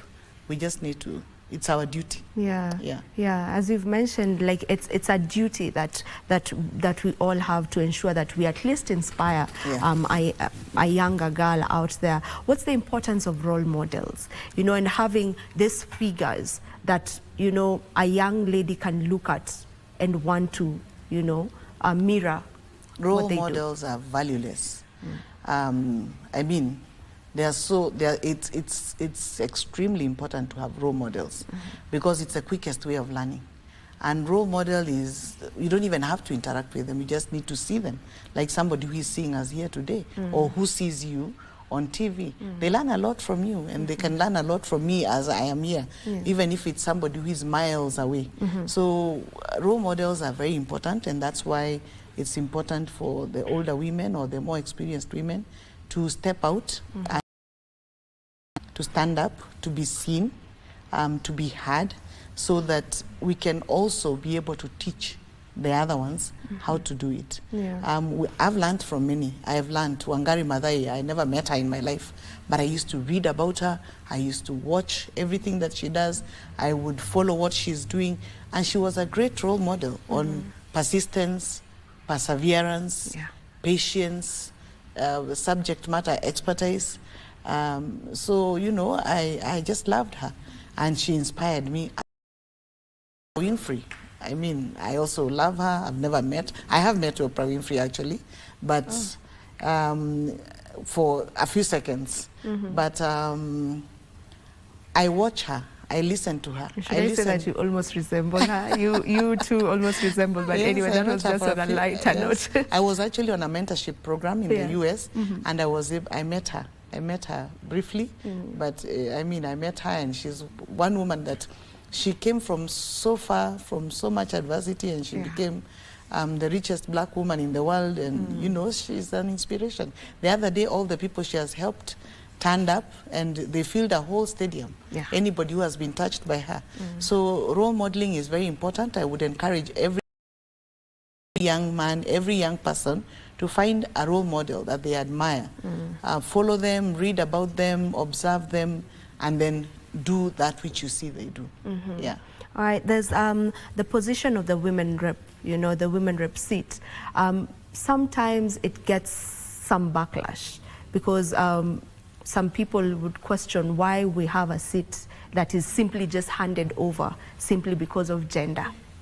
What would be your take on that? Actually, that's what we are saying. It was an affirmative action seat. And if I remember right, it has a sunset clause because it was meant to change culture over a period of time. The expectation was that people's mindsets were going to change with time. I don't know whether it has achieved its role, but that is what it was meant to be. It was meant to change the mindset culture over a period of time. Yeah. And still on that, how important is it for us to have men as our allies? You know.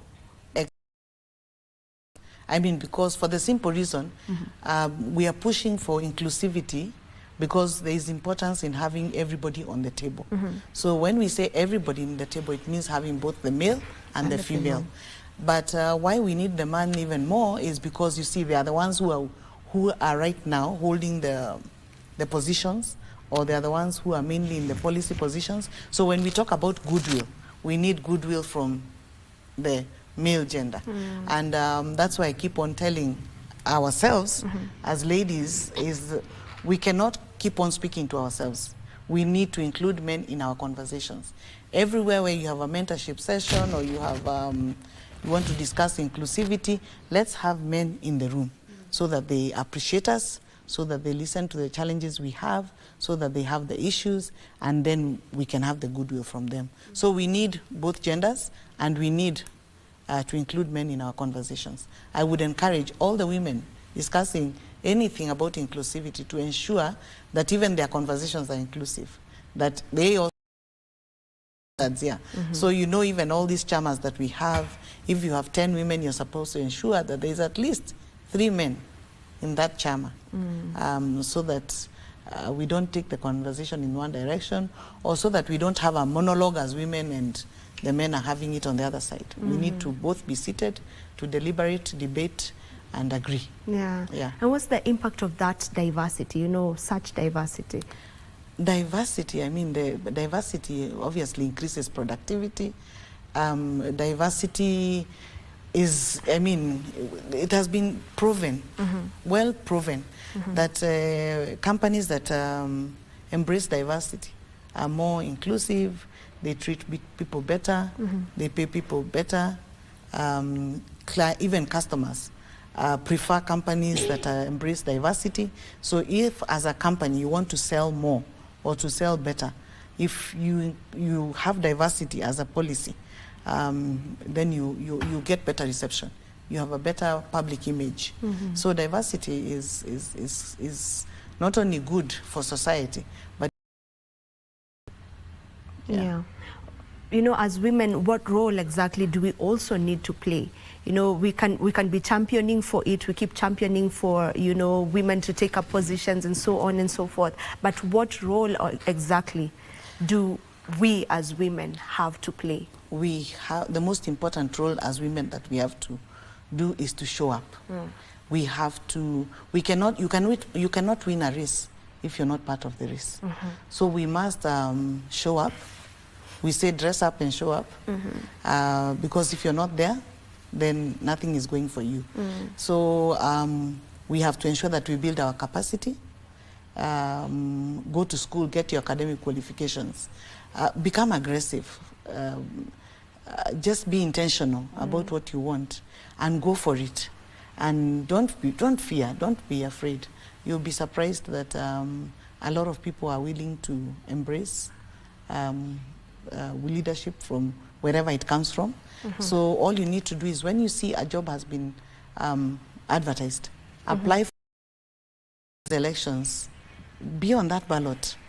Whatever it is that is required, ensure that you're present and ensure that you're able, and then participate, speak up, say that which you know.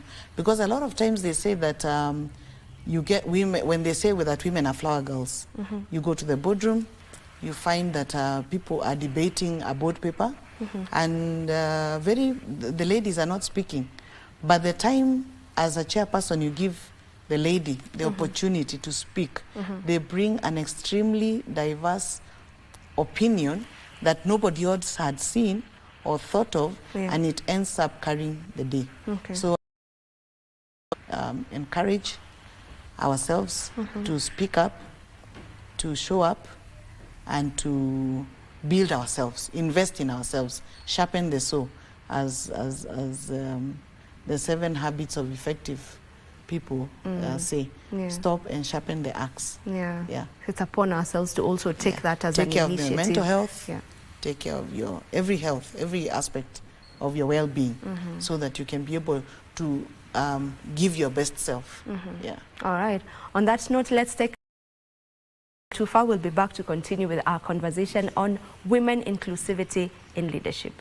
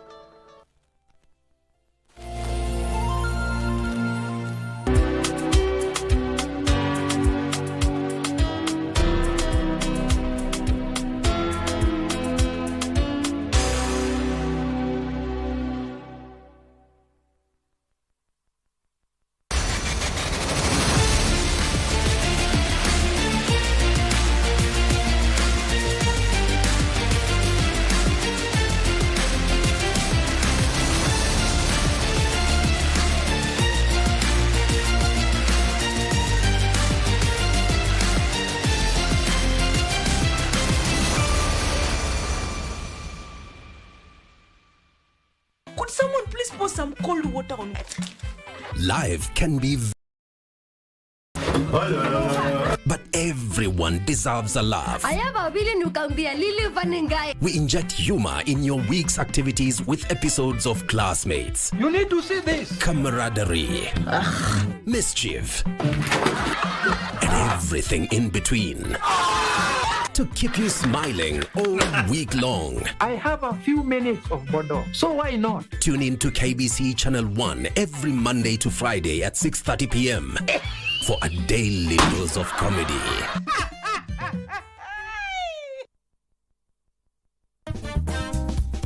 We are giving a voice to the voiceless.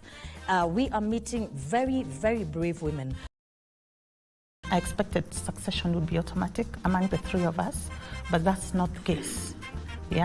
My brothers have gone on to practically disinherit me. Most recently, after we buried my mother and buried my grandmother, then I have been left to stand alone. Because I had suggested that we go my mother's way, what he wanted to take the share of my brother's daughter, the late brother's daughter, to himself. Now my younger brother I've given him everything. I've given him the will. I've given him the succession. He has all my mother's documents. I have nothing, and my other siblings have nothing. So he took advantage. And lo and behold, if you're a married woman, for me, I'm single. I have a daughter.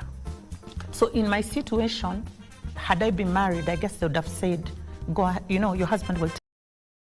Married daughters have a right.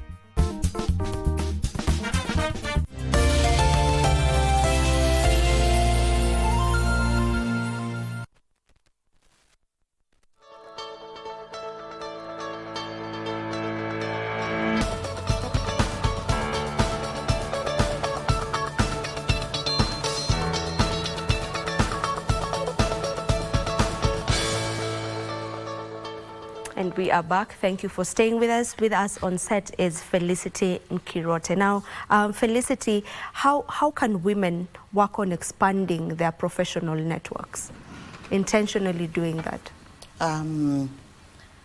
You can do that by joining your association, your professional association. You can also do it by just ensuring that you show up, like we are saying, you build your networks, you expand your networks, professional events that happen, ensure that, you know, you're in attendance. So, like we agreed, put yourself out there, volunteer for anything that you see, because you can hear, like I started off by volunteering. So volunteer, join professional associations, offer yourself for events and attend them, even if it means paying for them, because a lot of people, when they see that an event is being paid for, they don't want to show up for the event. But when you pay for those dinners and those meetings, that's when you get to meet people who become your net worth. They say your network is your net worth. So yeah, just like we said, be out there, put yourself out there presentably, of course, package yourself properly, so that you become visible. When I say package yourself properly, it means image and also your capacity. So you show up and well packaged. Yes, you show up well packaged and be able also to say what is in that package. You've heard of the elevator pitch, where you also need to know how do you introduce yourself. I mean, they say even how you greet somebody. So, and present yourself, at all these events. All right, okay. And right now we'll have to head over to a different event that is taking place. That is the Linzi FinCo bell ringing ceremony taking place at the Nairobi Security Exchange. And it is being officiated by the president. And as you can see on the split, the president is already speaking. So let's head over there. Board members of Liaison Group, board members of CPF Financial Services, distinguished guests, ladies and gentlemen, good morning. I know it's cold. I was also feeling it. But it's a great pleasure that I join you today for the groundbreaking listing of this Linzi Sukuk on the unquoted securities platform of the Nairobi Securities Exchange. Indeed, a very momentous occasion as we introduce the first Sharia-compliant financial product to the Kenyan exchange.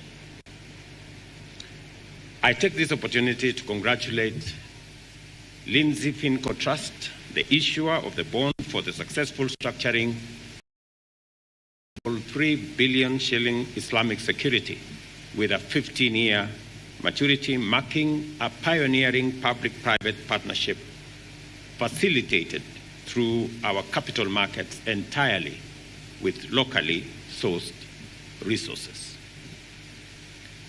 My recurrent visits to the Nairobi Securities Exchange have each coincided with a significant development crucial for our nation's economic advancement. From the launch of the enhanced NSE marketplace in October 2022, when I came here immediately after the elections, and Linzi Sukuk bond, these are not mere coincidences, but reflect a steadfast commitment to fostering a dynamic and inclusive capital markets. The NSE stands as a cornerstone in our strategy to mobilize long-term capital for fueling the programs and projects that are core to our bottom-up economic transformation agenda.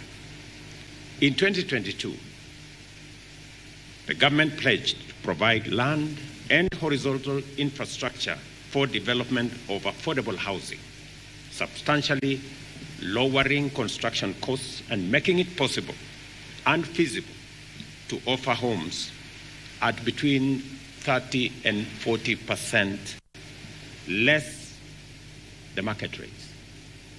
I challenged the private sector to support national housing and infrastructure projects then.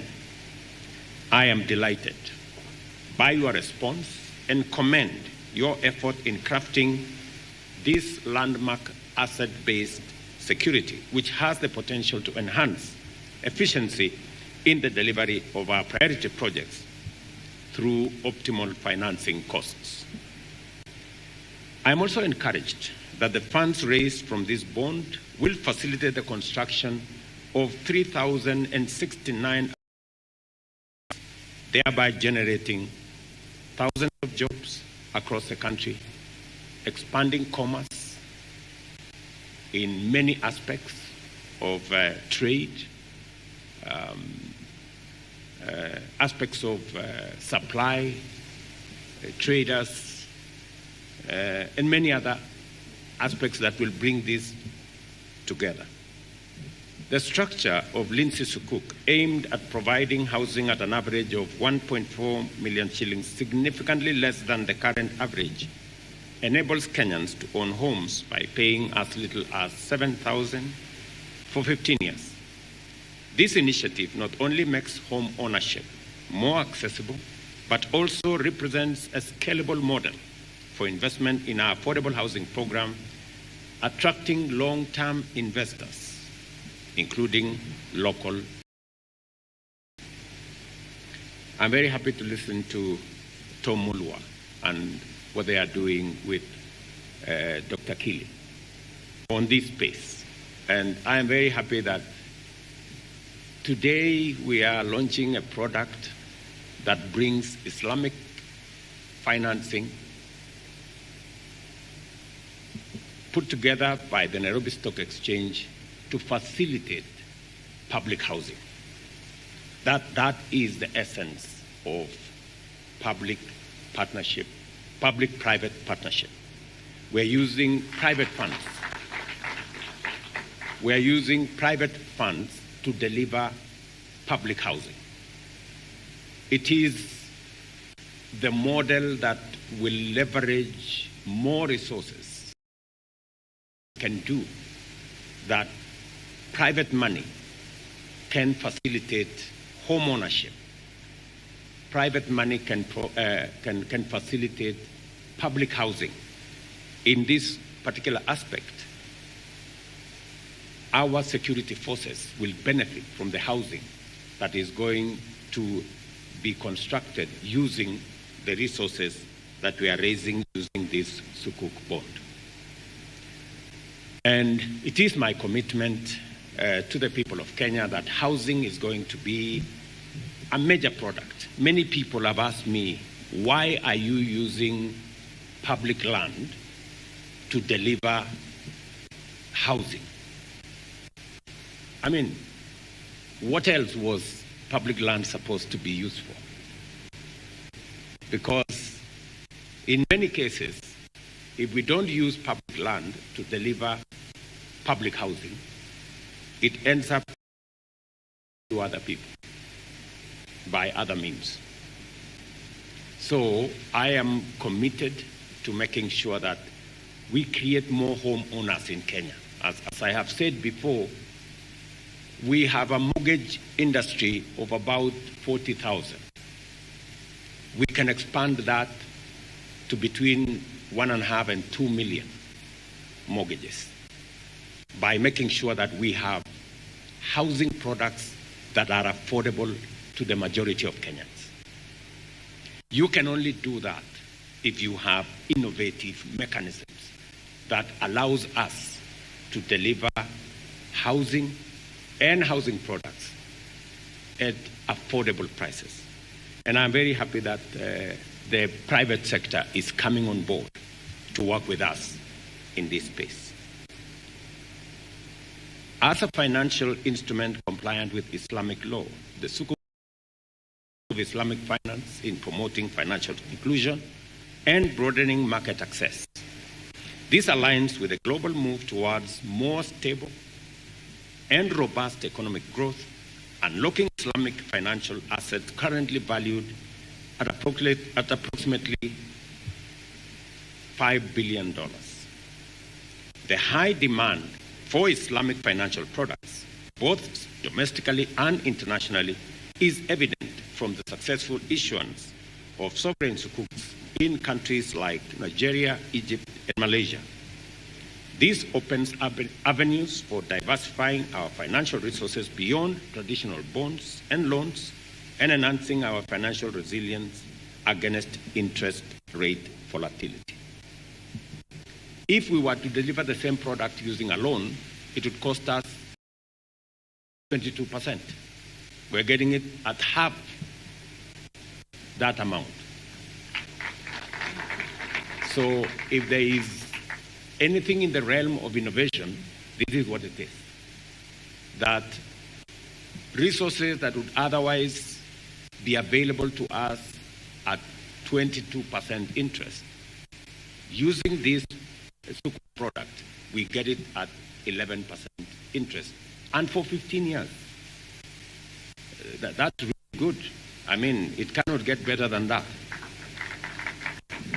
And I am very confident that, in fact, if we were to look for such funding, we would get it at 22% for 5 years. If it was 15 years, that would be a different number. I'm not quite an investment, my good peers, but I know that it would be a lot different. So we are walking in the right direction, and I want to commend CPF, Liaison, and Patrick Mariro from my Ministry of Defense for working on this. With today's listing, the Linzi Sukuk joins a portfolio of innovative financial instruments on the NSC USP, including the Ilam Fahari Income Real Estate Investment Trust and Akon Real Estate Investment Trust. However, the absence of a centralized Sharia governance board remains a significant barrier to broader adoption of Islamic finance.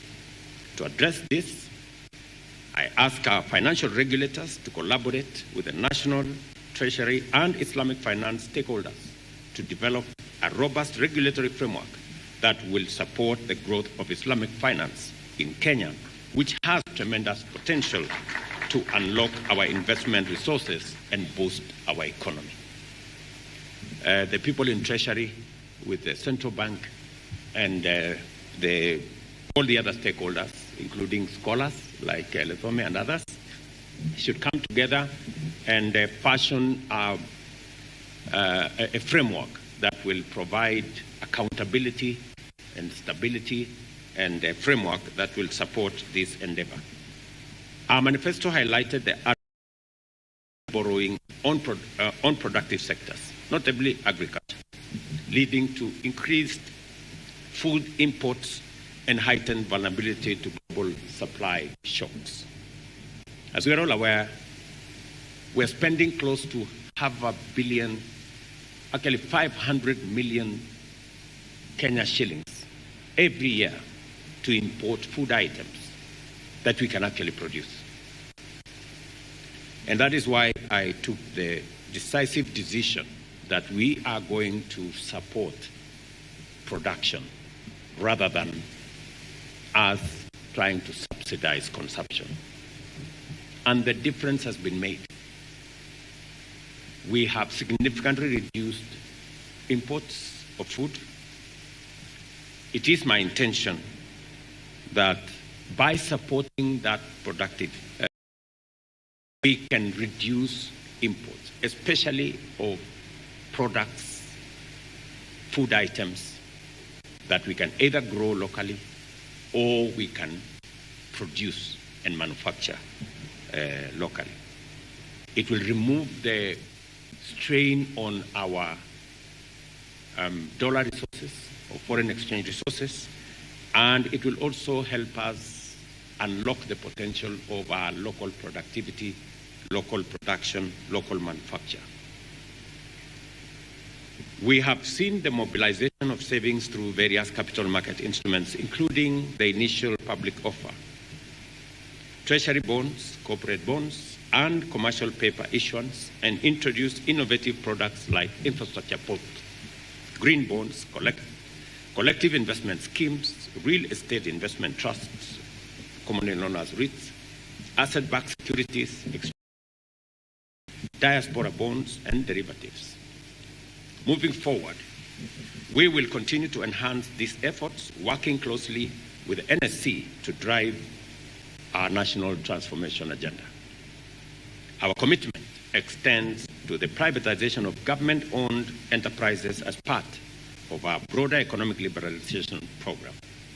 This will not only stimulate market activity, but also support the government's strategy to divest its stakes in key corporations, enhancing overall market dynamics. As has been said here, and as I made a commitment when I first came to this exchange, the first 6 companies will be listed here in the next 3 months, I am told. So before the close of this year, we will have the first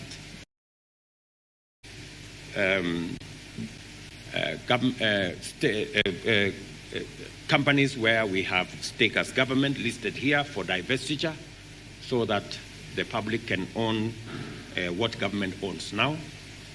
And I have heard with clarity how Kengen became successful, how Safaricom became successful by being listed at this exchange.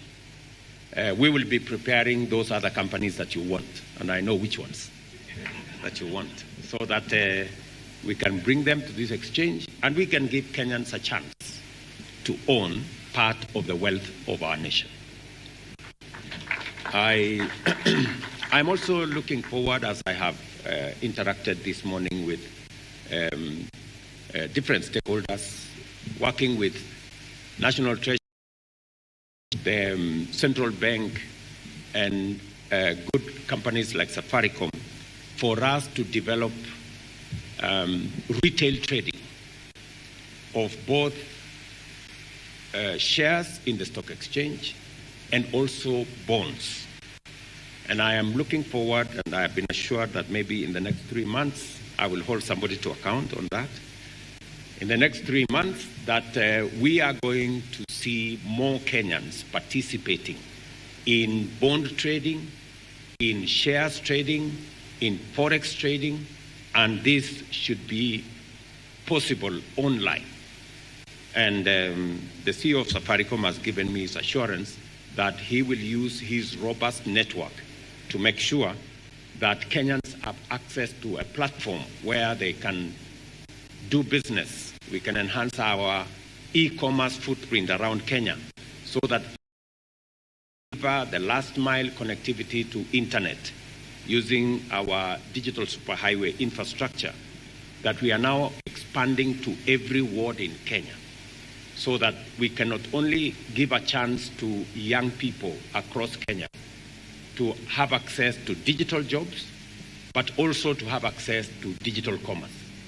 And among the aspects of digital commerce that I am looking forward to is trading on government bonds, trading on shares at the exchange, and also forex trading, so that the many people who we have made internet and Wi-Fi, the many who have accessed it, either on our Wi-Fi hotspots across Kenya, or even as we deliver the last mile connectivity with the program we have between Kenya Power and our Ministry of ICT, as we deliver internet, as we deliver Wi-Fi, as we make it much more accessible, then it can be made useful through access to digital jobs, which we are working around the clock to make sure that's available, and also we can do more e-commerce, more e-trading, more space to trade on government bonds, on government securities, on shares at the stock exchange or at the securities exchange, and many other of those aspects. I think it would be a very good experience, different from what's going on now. I think that platform is being used more, usalimiana. I mean,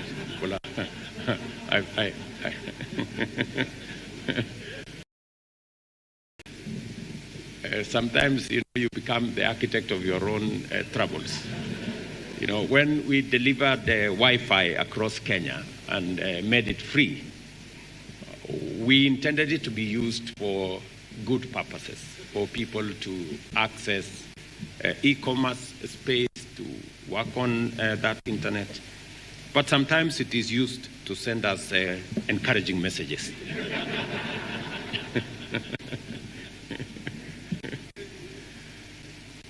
To fulfill our manifesto pledges, we have initiated key economic reforms, including governance improvements under the ownership policy for government-owned enterprises approved by Cabinet in November last year. This policy is set to enhance corporate governance and accountability, aligning the standards of state corporations closely with those of. I'm very proud with the development that is going on, for example, at the Kenya Power, where today those in the private sector today have their own directors, and we are seeing improvements in the governance of state-owned enterprises that are listed at the exchange. A very positive move that is adding value to us. I'm very happy that in a long time, Kenya Power is actually going to have a significant profit this year. That's really commendable. And I want to thank the management of Kenya Power for what they are doing. And that speaks to all the other government entities that we will be listing at the exchange. I want to give you my commitment that we will be frugal, and we will, with a lot of clarity, deal of accountability, making sure that public resources are spent for the intention for which they have been planned for, and that those who come in the way of government resources, misappropriation, or loss shall be held to account. In fact, I did propose in my statement a few days ago that we are looking at changing the law so that it is possible to ensure that within 6 months, those charged with corruption must be brought to book and sent to jail if they are found guilty, as a means of making sure that public resources are used for the Kenyan public and not for private profit. As we look forward to further integrating public agencies into the securities market through privatization and welcoming more private sector listing, we remain dedicated to our goals of job creation and economic development, crucial sustainable development goals, and improving overall quality of life. I'm also glad to note that a flexible regulatory framework is now in place to support small and medium enterprise raise funds through the capital markets, and that the NSC, through the Unquoted Securities Platform, now has an SME capital raising platform. And I really want to encourage SMEs to take advantage of this platform and find sources of capital for them to expand their horizon. Investor confidence has been sustained. Financial markets have remained resilient with stable macroeconomic indicators. To maintain this trend, is committed to entrenching a predictable business and economic environment through appropriate policy framework. I appreciate the positioning of the securities market with the recognition of NSC as exchange in Africa at 44.43% dollar return in this year. I remember when I made that statement somewhere, many people were it was true, because sometimes we have little faith in ourselves. I want to encourage us that if we expect people to believe in our country, we must first. We cannot expect people to believe in us if we have no faith in ourselves. And the confidence that we are going to generate in those coming from outside Kenya will invest when they see us at the front, our own companies. I'm very happy with what the CEO of the exchange said. Foreign investors investing in our products. That is a sign, but that's also an encouragement to us that if others believe in us, we should believe in ourselves more. The message we should be carrying. I know the chair here said of traveling. The only unfairness in it is that many people believe I've been traveling as a tourist. But the profile we enjoy today in Kenya is as a result of deliberate positive profiling of our country. Because in any case, I am the chief marketer, and I will not be doing justice to Kenya if I don't and profile that Kenya actually deserves. I am very proud that it is held in very high esteem in many parts of both our continent because of efforts we have done collectively as the people of Kenya. And we must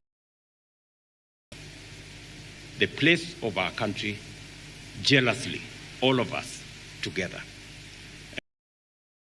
I told me that whatever it is that we want to do as a country, we are a country of freedom, we are a robust democracy, but we are also a country.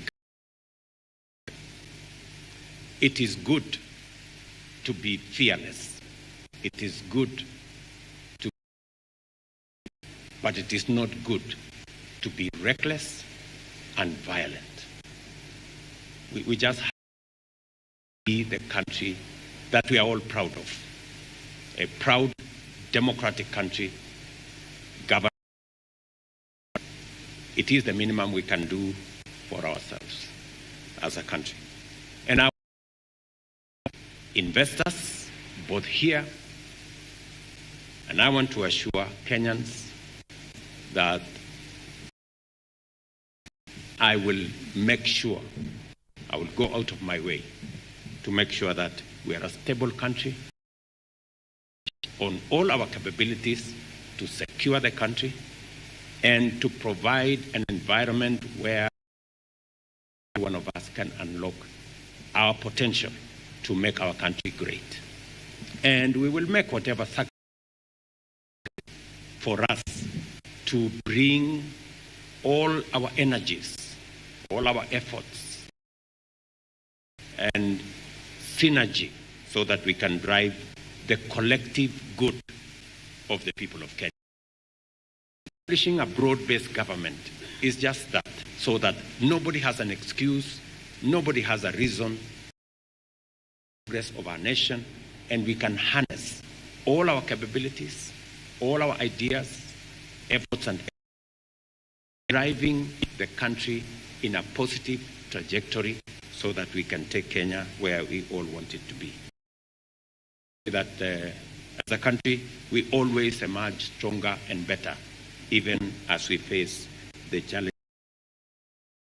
And together, I am very confident that we will move forward. I now declare officially listed on the unquoted security platform USP of NSC, and that you are encouraged to attend the next security exchange platform and conference. I am told by a friend of mine called here that I encourage each and every one of you to register and to participate and bring experience together and learn from each other. Thank you very much. God bless you.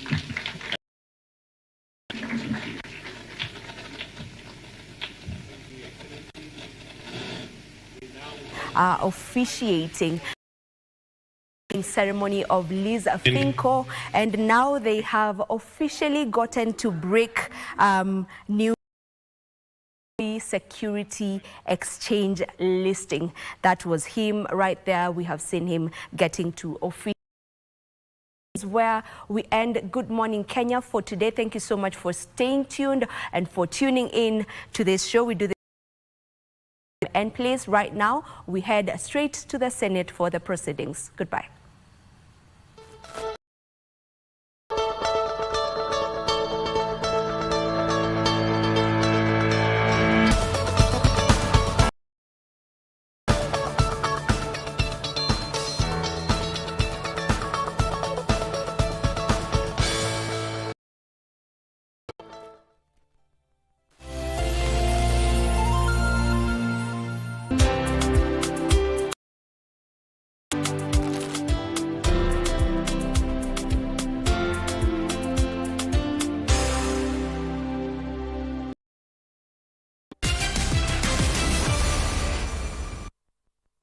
Safaricom, proud sponsor of Team Kenya at the Olympics.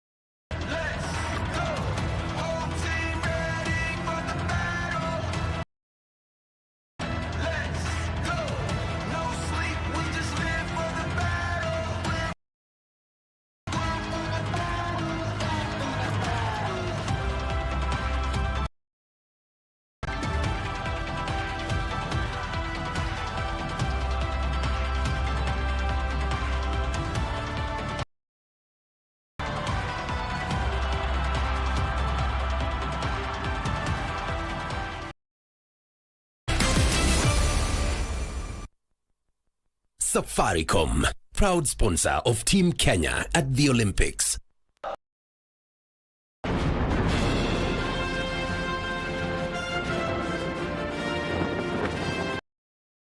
It's the world for the Paris 2024 Olympic Games.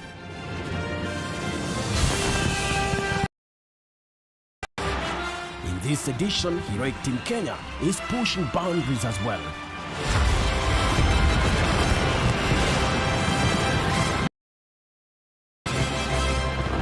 An Olympic gold medal. More significantly, Kenya is intent on claiming victory at the comprising of 45 sports that will be staged from 24th of July through to the 11th of August. Here comes a